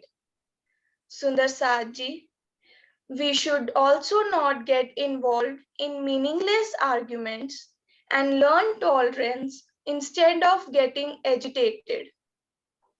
It reminds me of an elephant with a bell around his neck, who never bother about his surroundings and stay focused to his own path. Another lesson we learned is dedication. Tej Baiji, an old woman, and other women at Abasi Port were so dedicated that they always gave priority to charcha and satsang instead of housework and family matters. They told their family that they didn't want to lose the golden opportunity, that is to gain the knowledge about eternal Paramdham. Their dedication was the only reason of their awakening by Chitvani. So, here is another lesson for us, that Chitvani is must for all Sundar Saath-ji. The last and the most important lesson we learned from this episode is faith. When Shriji told Bhairav Thakur to forsake 5 things for a month, Bhairav Thakur agreed in a moment. He had full faith on Shriji and gave up on these 5 things. First, chewing tobacco. Second, alcohol consumption. Third, cheating and stealing. Fourth, non-veg diet. Fifth, visiting other women. And what we observed Sundar Saath-ji, on the 3rd day, he had the privilege of having a vision of Sat Chit Anand Paramdham. So faith is the base of spiritual progress, and our lifestyle plays the most important role in this. There is a saying in Hindi, Jaisa an, Vaisa man, which means we are what we eat. What we eat is what we think. Pranam ji.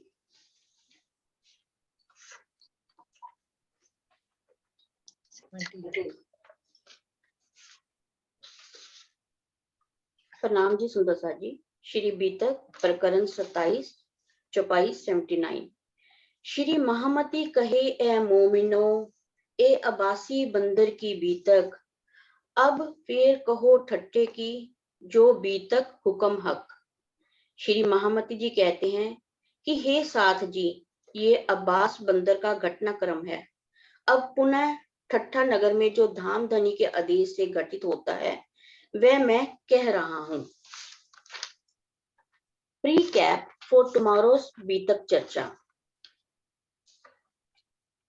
सुंदर साथ जी धाम धनी की मेहर से ऐसा कारज कारण बना कि बंद में आई तेज कुंवरी जी व अन्य सुंदर साथ को छुड़ाने के लिए श्री जी को ठट्टा नगर से मस्तक बंदर आना पड़ा। यहाँ महावजी भाई, भैरव सेठ, तेजबाई जी व अन्य सुंदर साथ की जागनी हुई।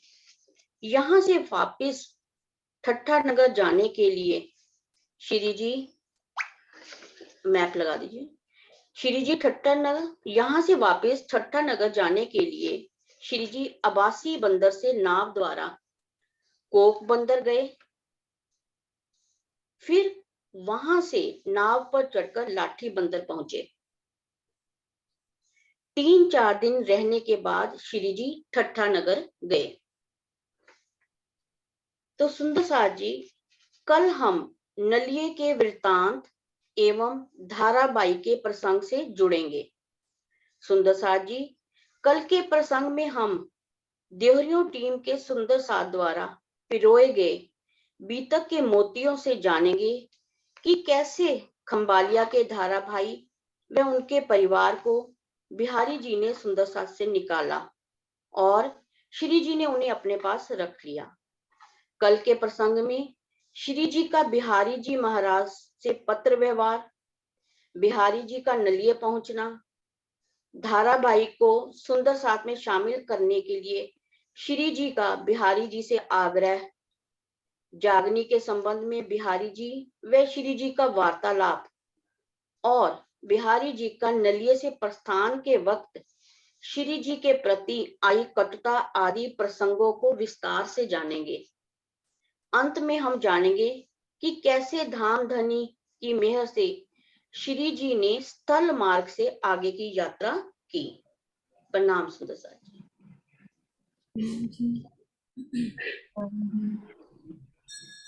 प्रणाम जी। प्रणाम जी सुंदर साथ जी, आप सबके चरणों में कोटि कोटि प्रणाम जी। आज हमने सुंदर साथ जी ध्वजा टीम के जो टीम मेंबर्स हैं उन सबको मैं बहुत बहुत बधाई दूंगा कि उन्होंने बहुत ही अच्छे तरीके से मस्कत बंदर का मैप दिखाकर हमें ये शिक्षा दी कि किस प्रकार हम उस मैप पे चलकर उसमें जो पथ दिखाया जा रहा है उसको अपनाकर हर स्थान से और हर बीतक के कैरेक्टर से जो कि हमारे ही आप बीती है उसमें से हम क्या ग्रहण करें और धीरे धीरे हमारी यात्रा वो पन्ना जी में ले जाएंगे जहां बीतक पूरी हमारी संपूर्ण होगी और हमारी चितवनी की जो सारी व्यवधान है वो सारे क्लियर हो जाएंगे जो हमें आगे बढ़ते जाना है। तो ऐसा मैं आप सबके लिए बहुत बहुत आभार व्यक्त करता हूँ। अपेक्षा जी, नीरू जी, नीलम जी, सुनैना जी, ऐना बेटा, वैशाली जी और आपको सपोर्ट करने वाले जो स्वयं बीतक इस टाइम कर रहे होंगे गायत्री जी। तो सुंदर साथ जी बस लास्ट में एक चीज और बोलूंगा मैं और फिर हम इस मीटिंग को क्लोज करेंगे। आपको शायद पता हो या ना हो सुंदर साथ जी,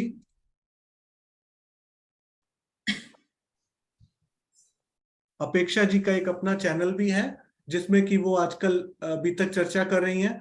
तो निजानंद ग्रुप गुजरात से अगर आप जुड़ना चाहते हैं, आई थिंक वो गुजराती में है, पर जिस भाव में जिस शैली में उन्होंने आज चर्चा की है सुंदर साथ जी, इसको देखकर लगता नहीं है कि हमारे समाज में जागने के लिए अभी और समय लगेगा। अगर इस प्रकार से हमारे सुंदर साथ निरंतर अपने घर में जो संस्कार दे रहे हैं, जैसे कि हमने आने वाले दिनों में भी पिछले दिनों में भी टीम मेंबर्स और उनकी फैमिली मेंबर्स के द्वारा सुना, तो किस प्रकार सुंदर साथ अपने ही घर से स्टार्ट होके पहले अपने अंदर फिर अपने परिवार में वो संस्कार और अब पूरे संसार में वो संस्कार फैला रहे हैं। तो ऐसे सब सुंदर साथ, ये तो एक चैनल है सुंदर साथ जी, मुझे पता नहीं और कितने चैनल होंगे जहाँ पे ये सुंदर साथ चर्चा कर रहे होंगे।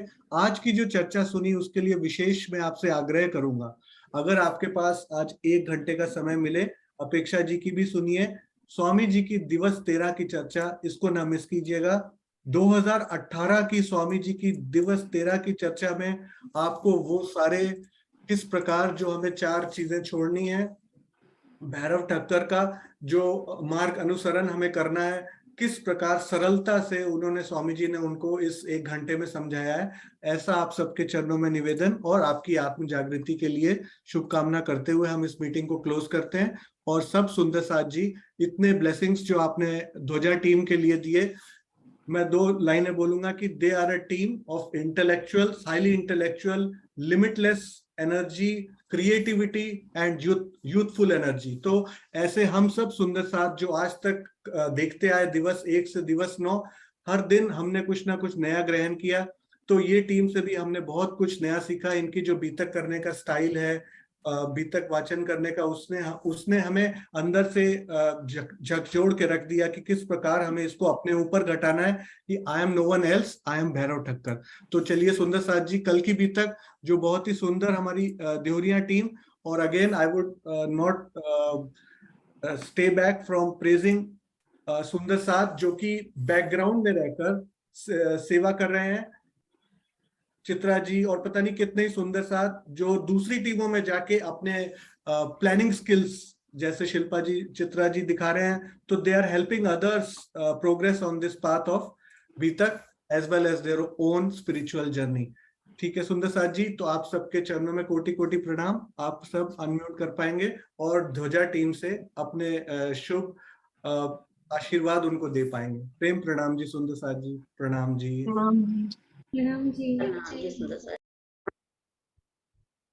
हाँ जी सुंदर साथ जी, तो कल हमने जो बीतक की दिवस 7 और 8 की प्रश्नोत्तरी देखी थी, उससे मुझे जो लगा, मेरी प्लानिंग में जो कमी लगी वो मैं आपके समक्ष रखना चाहूंगा। जो मेरे ऑब्जर्वेशंस थे पर्सनल और जो आप सब ने हो सकता है अनुभव किया हो। कल की जो मीटिंग थी मुझे लगा कि उसमें 2 टीमों के अराउंड 10-12 मेंबर्स की वजह से वो मीटिंग काफी लंबी रही। और हम सुंदर साथ जो बीतक के लिए सुबह 1 घंटे की कमिटमेंट या 1.5 घंटे की कमिटमेंट से जुड़ रहे थे, तो मुझे लगा कि हम लोग थोड़ा सा उसमें स्ट्रेच हो गए और लास्ट तक होते होते इतना महत्वपूर्ण एक प्रश्न आया और उसमें सिर्फ 50 ही सुंदर साथ रह गए थे जो उसको पार्टिसिपेट करके उसमें आंसर कर पा रहे थे। कि मैं वो प्रश्न आपको फिर से बताता हूँ। वो प्रश्न इतना इंटरेस्टिंग था कि मैं उसका आंसर जानता ही नहीं था। तो प्रश्न ये था, कबीर जी माया के आधे भक्त हैं और कमाल जी माया के पूरे भक्त हैं, और इसमें एक वर्ड चेंज कीजिए और बता दीजिए कि सेंटेंस पूरा पलट जाए, यानी उसका अनर्थ से अर्थ हो जाए, यानी उसका मीनिंग चेंज हो जाए। तो बोलना ये था कि कबीर जी जो हैं परमात्मा के पूरे भक्त हैं और कमाल जी परमात्मा के आधे भक्त हैं, यानी वो वर्ड माया और परमात्मा को इंटरचेंज करना था, कुछ ऐसा प्रश्न था। तो मेरा ये फीलिंग है कि एक दिन में जो प्रश्नोत्तरी रखी जा रही है, it is getting too much of timing constraint, और फिर उसी से पहले गुमटियों ने जो बीतक प्रेजेंट की, जस्ट उसके अगले दिन उनको क्वेश्चन आंसर भी बनाने पड़ गए, तो थोड़ा उनको भी टाइम मिल नहीं पाया। तो मेरा क्या सजेशन है आप सब सुंदर साथ के लिए, वो आप एक बार अपने चित्त में धरिए और मुझे उसका आंसर दीजिए। अभी जो प्लानिंग चल रही है वो ये है मेरे हिसाब से कि जैसे हमारे पास, मैं आपको एक बार दूसरी स्क्रीन पे दिखाता हूं जहां पे आपको पूरा दिख पाए। राइट, तो अभी इस स्क्रीन पे देखते हैं, हमारे पास मंडे है। सपोज हमारे पास मंडे टीम ए, उन्होंने अपना पार्ट चैप्टर लिया और उन्होंने बीतक के मोती प्रेजेंट किए। फिर टीम बी ने अपना पार्ट लिया और उन्होंने आगे के 2 चैप्टर्स लिए और बीतक के मोती प्रेजेंट किए। उसके बाद एक दिन मिल गया टीम ए को, तो यहाँ पे तीसरे दिन क्वेश्चन आंसर जो टीम ए के हैं, तो टीम ए के सुंदर साथ उस दिन 5-5 क्वेश्चन पूछेंगे, आराम से 1-1.25 घंटा लगेगा। आपके स्क्रीन शेयर भी होते हैं क्वेश्चंस, तो उसमें और टाइम लगता है, 15-20 मिनट एक ही पजल को सॉल्व करने में कई बार लग जाते हैं।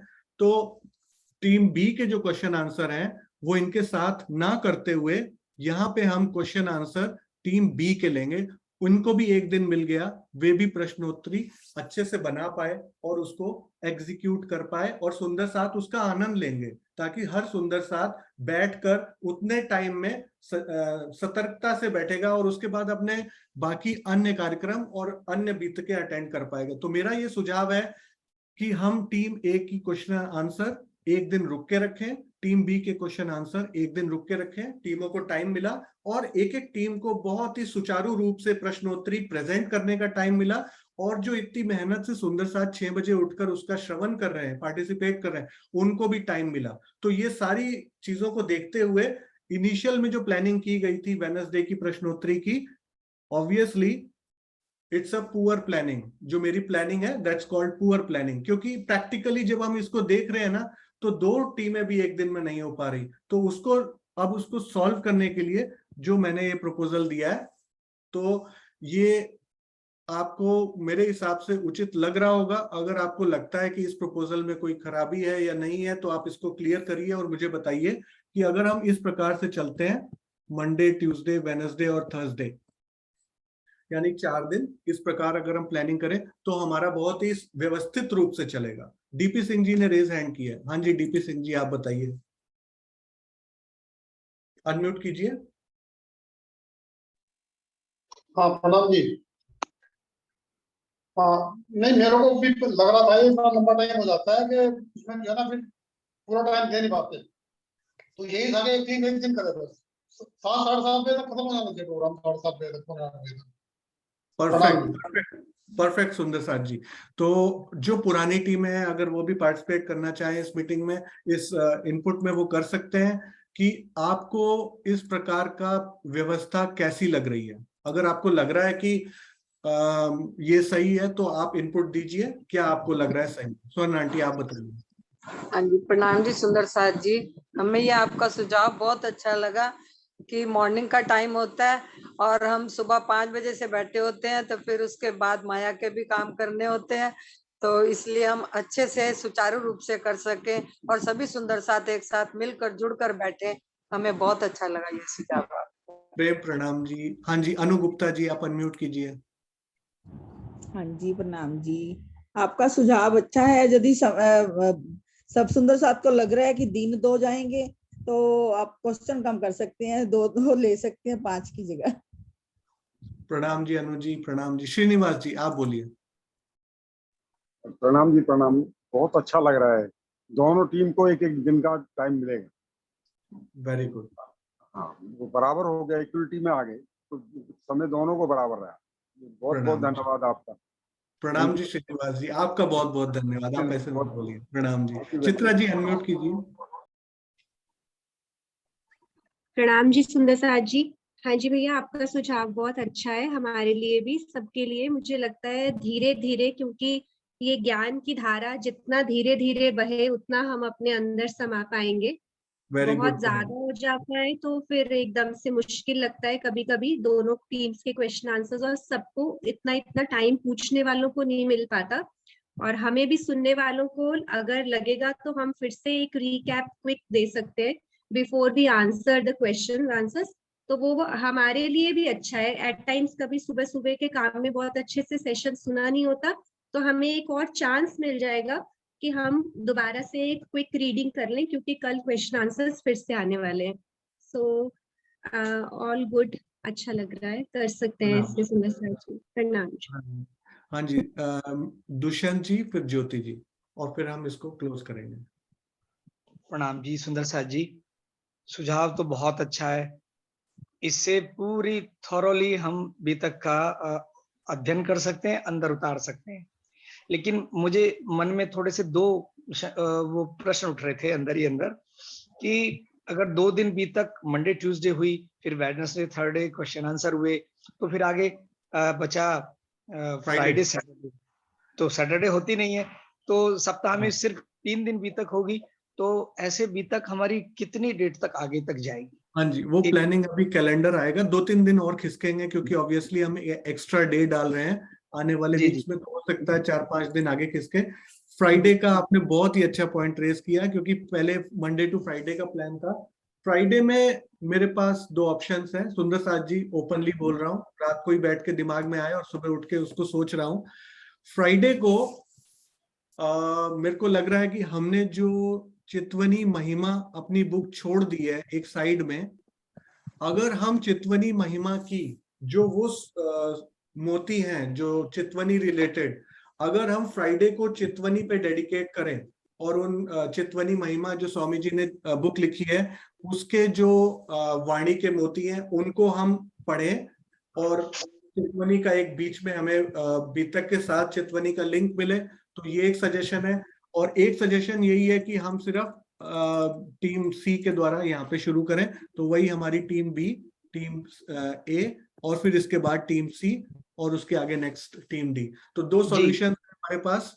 पहला सॉल्यूशन कि हम ट्रैक से बिल्कुल बाहर चले जाएं, क्योंकि वो भी हमारा ही ट्रैक है। चितवनी महिमा का सॉल्यूशन है मेरे पास, जिसमें हमने अभी पॉज दिया है, फिर हम उस खिलवत के उस प्रकरणों को स्टार्ट करें जो चितवनी महिमा में हमने रोके हैं, और उसमें भी इस बार कोई ज्यादा वो प्लानिंग नहीं होगी, तो छोटा सा एक प्लान बनाऊंगा कैसे उसको एग्जीक्यूट करना है, और फिर मिनिमम इन्वॉल्वमेंट सुंदर साथ का, कि उसमें 1 या 2 सुंदर साथ या मैक्सिमम 3, पूरे वीक का जो टॉपिक हम लेते थे लास्ट में 10-15 मिनट्स महिमा के, वो 10-15 मिनट 4 सुंदर साथ लें, तो पूरा 1 आवर वो चितवनी महिमा के भी हम चीजों को, उन मोतियों को चुन पाएंगे। तो ये मेरा सोल्यूशन है। या फिर अगर आपको लगता है कि नहीं चितवनी महिमा नहीं, अभी बीतक का आशीष जी मेरे मन में एक भाव आ रहा था, बोल दूं? आप बोलिए बिंदास। कि स्वामी जी के सारे ग्रंथ इतने इतने सुंदर हैं, इतने ज्ञान से भरे हुए हैं। चितवनी महिमा, निजानंद योग, हमारी रहनी, सबका हमें अध्ययन करना चाहिए, और इस पे हो तो बहुत ही अच्छा जूम पे। लेकिन एक भाव मन में ये आ रहा था कि अगर हम 2 दिन क्वेश्चन आंसर की जगह एक ही दिन अपने प्रश्नों को यदि मैनेज करें, और जैसे कि श्रवण मास बीतक का होता है, तो हमारे परमहंस महाराज श्री जी की भी बीतक है, प्रेम का चांद। अगर वो फिजिबल हो सके, मुझे नहीं मालूम उसमें पेज कितने हैं, कि हमारी इस बीतक के कैलेंडर तक वो जा पाएगी कि नहीं। अगर हम अपने प्रश्नों को मैनेज कर पाए तो 2 दिन के, मतलब 2 टीम 1 दिन में, और इसमें थर्सडे में वो प्रेम का चांद परमहंस महाराज श्री की यदि हो जाए, इफ इट इज फिजिबल। तो वैसे ही मन का भाव था। वैसे निजानंद योग या चितवनी महिमा, हमारी रहनी, कोई सा भी ग्रंथ अगर फ्राइडे में रखेंगे, सारे उचित है, सारे मोती हैं, सबको ग्रहण करना है वन बाय वन। ये मन का भाव था। It's not necessary to apply, लेकिन जो मन में आया मैंने बोल दिया। नहीं प्रणाम नहीं, जी। आपने बिल्कुल सही विचार दिए। स्वामी जी की हर पुस्तक अपने आप में एक मोती के रूप में है। राजी ने उनके अंदर जो भी प्रेम का चांद, दोपहर का सूरज लिख पाई हैं, वो सारी मेरे पास अभी मिल नहीं रही। मैं वही ढूंढने की प्रयास कर रहा था, तो मुझे मिल नहीं। तो कोई बात नहीं। प्रेम का चांद, जिनको नहीं पता, वो महाराज श्री रामरतन दास जी की, स्वामी जी ने जो लिखी बीतक है, उसको पढ़ने के बाद आपको ऐसे लगेगा कि आप उस प्रेम के स्वरूप के सामने, वो आपके उपस्थित हो गया है।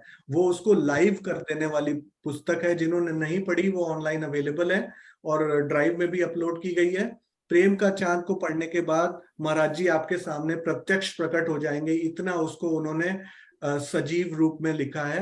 आपका सुझाव बिल्कुल वैलिड है कि वो भी एक बीतक ही है, हम उसको भी प्लान कर सकते हैं। बट फिर उसकी प्लानिंग करना एक अपने आप में मेजर टास्क है, जो मैं अभी अफोर्ड नहीं कर पा रहा हूँ। तो चितवनी महिमा जो थी वो बहुत ही लिमिटेड प्लानिंग थी, क्योंकि मुझे चौपाइयां सेलेक्टेड चितवनी महिमा पीडीएफ में है, तो वो मैं सामने प्रेजेंट कर सकता हूँ। मेरा एक्स्ट्रा एफर्ट नहीं लगेगा, क्योंकि इस बीतक के साथ अगर वो बीतक मैच की तो मेरी प्लानिंग एफर्ट अभी मेरे से अफोर्ड नहीं हो पा रहा। इनफैक्ट मैं बहुत ही सॉरी मांगना चाहता हूँ कि कल वाली जो मीटिंग हुई वो मेरे को खुद लगता था कि मैं, क्योंकि वो मेरे लिए भी ओवर हो रही थी। 2.5 घंटे की मीटिंग जो हुई, फिर उसके बाद उसको अपलोड करना, डाउनलोड करना, और लंबा टाइम बहुत जाने लग गया था। तो मुझे लगा कि नहीं, पर्सनली मेरे को भी अफेक्ट कर रहा है, और मेरी प्लानिंग की वजह से अगर मेरा जो दिन में टाइम सेवा का है, उस सेवा के टाइम में मैं थोड़ा सा भी अगर अपनी अरुचि दिखाऊं, तो वो जो मेरी अपना टाइम निकाल के मेरे लिए बैठी है, वो किस प्रकार का विचार रखेगी, मुझे वो बहुत खराब लग रहा था। कि ऐसा मेरी तरफ से कभी ना हो कि मेरी अरुचि दिखे, क्योंकि मेरे नींद पूरी नहीं हुई या मेरी जो है कमी है कोई मेरे अंदर। तो मुझे ये लगा कि नहीं, इसको थोड़ा सिंपल किया जाए। जितनी मेरी कैपेसिटी है उतना ही मैं इसको आगे बढ़ाने का प्रयत्न करूंगा, सुचारू रूप से, और प्रेम के अंदर ही चलेंगे, बाउंड्री के उसके बाहर नहीं जाएंगे। तो मेरा ऐसा सजेशन था। बाकी फिर आप जैसा बोले। वैशाली जी अनम्यूट कीजिए। प्रेम प्रणाम जी। जी, आपने जो कल डिस्कस किया था तो वो वैलिड पॉइंट था कि फर्स्ट टीम के क्वेश्चन आंसर्स में पार्टिसिपेंट्स ज्यादा रहते हैं, और सेकंड टीम की जब भी बारी आती है तभी ऑलरेडी इतना लेट हो गया रहता है कि काफी सुंदर साथ सब एग्जिट हो जाते हैं। तो सिर्फ सुंदर साथ ही बचे थे सेकंड टीम। तो वो सेकंड टीम के क्वेश्चंस भी इतने अच्छे होते हैं, लेकिन फिर पार्टिसिपेशन थोड़ा कम हो जाता है। तो ये आपकी प्लानिंग एकदम बरोबर है कि पर टीम 1 डे दिया जाए। वो 1 आवर 15 मिनट्स का रिकॉर्डिंग भी होगा, और उस हिसाब से आपको यूट्यूब पे अपलोड करने में भी इजी पड़ेगा। लोगों का जिनका मिस होता है उनको भी देखने में आसानी होगी 1.5 आवर का वीडियो। और दूसरा मेरा ये सजेशन था कि अभी हमारा जो फ्लो चल रहा है उस हिसाब से आगे फ्राइडे, और अगर सैटरडे पॉसिबल है तो 2 टीम हम फ्राइडे सैटरडे ले सकते हैं 1 बाय 1, और फिर उनके क्वेश्चन आंसर मंडे थर्सडे, मतलब जो कंसेक्यूटिव नेक्स्ट वीक के रहेंगे। मंडे को टीम जो फ्राइडे प्रेजेंट करेगी अभी तक उनके क्वेश्चन आंसर, और ट्यूसडे सैटरडे जो करेगी। तो एक दिन अगर हम बढ़ा देते हैं तो हमारा अभी तक जो फ्लो में चल रहा है उस हिसाब से ज्यादा दे पीछे खींचेगा भी नहीं। और थोड़ा मतलब एक एक दिन भी हर वीक का एक सैटरडे भी मिल जाता है, तो उससे भी हमें 4-5 दिन का फर्क पड़ जाएगा अभी तक के कंप्लीशन के लिए। और ये जो इन्होंने इतनी सारी अच्छी बुक्स की है, ये हम जब भी हमारा वापस चर्चनी शुरू होगा आगे का, वो तो कंटिन्यू होने वाला है आफ्टर बीतक। तो वो जब भी शुरू होगा उसमें हम फ्राइडे सैटरडे के जो 2 दिन होते हैं उसमें से एक दिन हम ये रख सकते हैं, जैसे आप अभी बोल रहे हैं ना, प्रेम का चांद हो या फिर चितवनी महिमा हो या जो भी है, जितने भी बुक्स है 1 by 1 we can start doing on Saturdays, जब हम रूटीन में रहते हैं, मतलब चर्चनी के सेशंस में। तो उस हिसाब से we can plan. But I think ये फ्राइडे और सैटरडे भी वी शुड स्टार्ट। तो उस हिसाब से क्या, जो हम एक दिन एक्सटेंड कर रहे हैं ना क्वेश्चन आंसर के लिए, वो हमारा कवर अप थोड़ा तो हो जाएगा एटलीस्ट हाफ वे। ठीक, आपने बिल्कुल वैलिड पॉइंट बोला कि फ्लो जो चल रहा है उसको हम चलने देते हैं। और अब ज्योति जी आप बोलिए। प्रणाम जी सुंदर साथ जी, आपने सबने अच्छा सुझाव दिया, क्योंकि बहुत ज्यादा वो टाइम भी हो जाता है तो बहुत सुंदर साथ जी भी चले जाते हैं, अपना भी लेट और आपका भी होता है। तो ये अच्छा मतलब सबका अच्छा था। और हमारे बीतक जी क्या बोल रहे थे कि थोड़ा लेट हो रहा है, तो अभी वैशाली जी ने अच्छा दिया जैसा आप सुंदर साथ जी का सुझाव सबको धन्यवाद जी। हाँ जी, लास्ट राज रानी जी और फिर हम इसको फिनिश करेंगे प्लानिंग को। प्रणाम जी, मेरा सुझाव तो ये है कि हम श्री प्राणनाथ जी वाणी ग्रुप में एक एक टीम के क्वेश्चन उसमें डालते चले।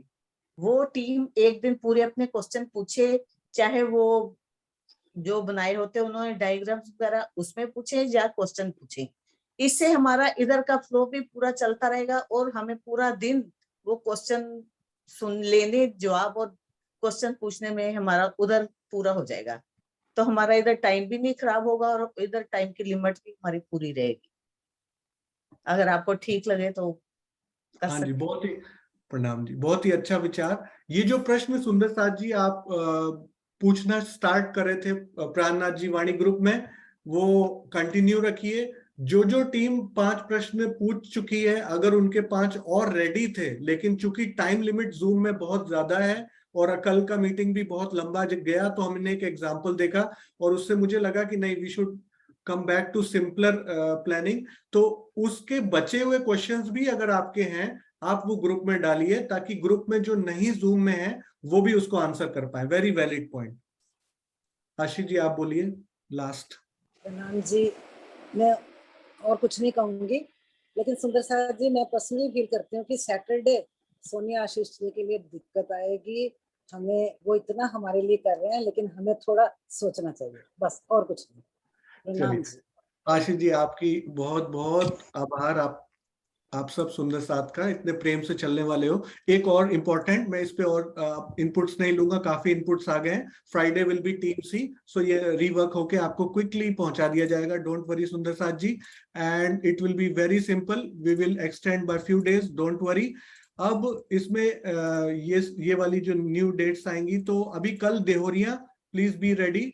चित्रा जी आप जो इतनी मेहनत कर रही हैं, देहोरिया ऑल द बेस्ट। कल आप देहोरिया प्रेजेंट करेंगे। Very good effort bye all of the team members जो कनेक्शन सहयोगिता कर रहे हैं। Deoria will come tomorrow Thursday. Friday को सिर्फ और सिर्फ मस्कत बंदर और अब्बासी बंदर के प्रश्नोत्तर आएंगे, प्रश्नोत्तरी आएगी, और उसको हम बहुत ही आनंद से 1 घंटे में सुचारू रूप से चलाएंगे, जैसा कि सब सुंदर साथ ने इनपुट्स दिए। एक और इम्पोर्टेंट लास्ट पॉइंट सुंदर साथ जी, जो कि प्लानिंग में बहुत इंपॉर्टेंट है, अभी ये भी कल ही ऑब्जर्वेशन में आया है और ये कोई गलत पॉइंट नहीं है। देखिए मैं एग्जांपल देता हूं। आज ध्वजा टीम ने सिर्फ और सिर्फ 21 पन्ने दोपहर का सूरज के पढ़े। उसमें से उनके जो प्रसंग थे बीतक के 26, 27 और 28, तो लिमिटेड प्रसंग की चौपाइयां और लिमिटेड दोपहर का सूरज के पेज। तो अब मैं बोलता हूं कि ध्वजा टीम के 6 मेंबर्स हैं, तो पर मेंबर आपको 10 चौपाई और 2 पेज मिले। 10 चौपाई और 2 पेज में अगर आपको क्वेश्चंस 5-10 बनाने पड़ रहे हैं, तो सुंदर साथ जी कई बार क्या हो रहा है कि डिफिकल्ट चौपाइयां अभी तक की भी लगाने के लिए सुंदर साथ को बाध्य होना पड़ रहा है, क्योंकि और कोई क्वेश्चन ही नहीं है, क्योंकि वो चौपाइयां इतनी लिमिटेड, हमने उसको बिल्कुल कॉम्प्रेस करके दे दिया। तो अब मेरे को लगता है हम इस डैम भर जाता है ना, तो ओवरफ्लो नहीं होना चाहिए, उसका प्रेशर रिलीज कर देते हैं, तो हम इसको ओपन कर देते हैं। इसका मतलब क्या है, अब देवरिया टीम कल प्रेजेंट करेगी, तो ध्वजा टीम जो प्रश्नोत्तरी लेगी, वो प्रश्नोत्तरी सिर्फ और सिर्फ 17 और 18 दिवस जो हमने चैप्टर 16-17 लिया है, मस्कत बंदर और अब्बासी बंदर से नहीं होंगे। अगर उनको लगता है कि उनके प्रसंग के अलावा और अच्छे क्वेश्चंस हैं जो कि वो पूछ सकते हैं, जो अभी तक नहीं पूछे गए पुरानी टीमों के द्वारा, you are more than welcome to include all the प्रसंग्स। यानी कि अब आपका एक सुपर रिवीजन हुआ करेगा। इस क्वेश्चन आंसर सेशन को इतना इंटरेस्टिंग बना दिया जाएगा कि आपका जिसमें इंटरेस्ट हो, आपका जिसमें विशेष जो कहते हैं ना कि इन्वॉल्वमेंट हो, आप उसको बहुत अटैचमेंट से सुन चुके हैं, ग्रहण कर चुके हैं, आप उससे रिलेटेड प्रश्न उत्तर लेके आइए। आपको जरूरी नहीं है कोई बीतक की टफ चौपाई ही आपको फिल इन द ब्लैंक्स के रूप में देनी है, या फिर पर्टिकुलर नेमिंग चाहिए, कौन से सिटी में गए या फिर कौन से ईयर से कौन से ईयर में गए। अगर वो डिफिकल्ट क्वेश्चन ही सिर्फ ऑप्शन बच रहा था तो आपके लिए ये एक बहुत बड़ा ओपन कर दिया गया है। आपको इतने सारे चॉइसेस मिले हैं, आपकी डे होने तक जितना भी आपके पहले हुआ है, आप इन सब में से प्रायोरिटी नंबर 1 आपकी खुद की डे में क्या हुआ। हिंडोले टीम ने जो अगर क्वेश्चन पूछना है, उनका तो प्रसंग ही इतना बड़ा है, वो तैयारी करते हुए भी मुझे लग रहा है बहुत उसमें मेहनत कर रहे हैं। हरिद्वार का प्रसंग, आपके खुद के इतने प्रश्न होंगे कि आपको ऊपर जाने की जरूरत नहीं, पर आप जिस हिसाब से 6-7 सुंदर साथ डिवाइड करते हैं ना, तो किसी के हिस्से में हो सकता है वो 10 चौपाई और 2 पेज आए, तो उनके लिए ओपन बिल्कुल invitation, you are more than welcome. आप ऊपर से कोई भी प्रसंग ले लीजिए, कोई भी प्रश्न ले लीजिए, ताकि सुंदर साथ एक हाथ नहीं, 2 हाथ नहीं, कम से कम 50 हाथ खड़े होने चाहिए आपके क्वेश्चन पे, और एक मॉरल नहीं, आपके क्वेश्चन के आंसर 10 सुंदर साथ 10 मॉरल के रूप में दे। तो ये भी मेरा एक सुझाव है, अगर सुंदर साथ को अच्छा लगे तो प्लीज इसको भी इम्प्लीमेंट कीजिए, ताकि हम इस प्रश्नोत्तरी को इतना इंटरैक्टिव बना पाए कि सुंदर साथ उसका आनंद ले, और जो हमने इसका पर्पस था डिफाइन किया वो फुलफिल हो पाए। तो सुंदर साथ जी, अब ये लास्ट मेरी रिक्वेस्ट थी, इसके बाद अब हम आज की मीटिंग को विराम देते हैं, और कल फिर हम देवरिया टीम के साथ अटेंड करेंगे अगले दिन की बीतक, जो कि हमारी नलिये की बीतक है। किस प्रकार हमें वहां नलिये में श्री जी और बिहारी जी का जो प्रसंग है उस पूरे को हमने कल ग्रहण करना है। पुनः 6 बजे हम उपस्थित होंगे, और इसी प्रकार श्रद्धा और समर्पण के साथ अपने को उस बीतक का कैरेक्टर मानते हुए अपने जीवन में उतारने का प्रयास करते हुए एक कदम आगे बढ़ते जाएंगे। और आपके चरणों में कोटि कोटि प्रणाम सुंदर साथ जी। प्रणाम जी। प्रणाम जी।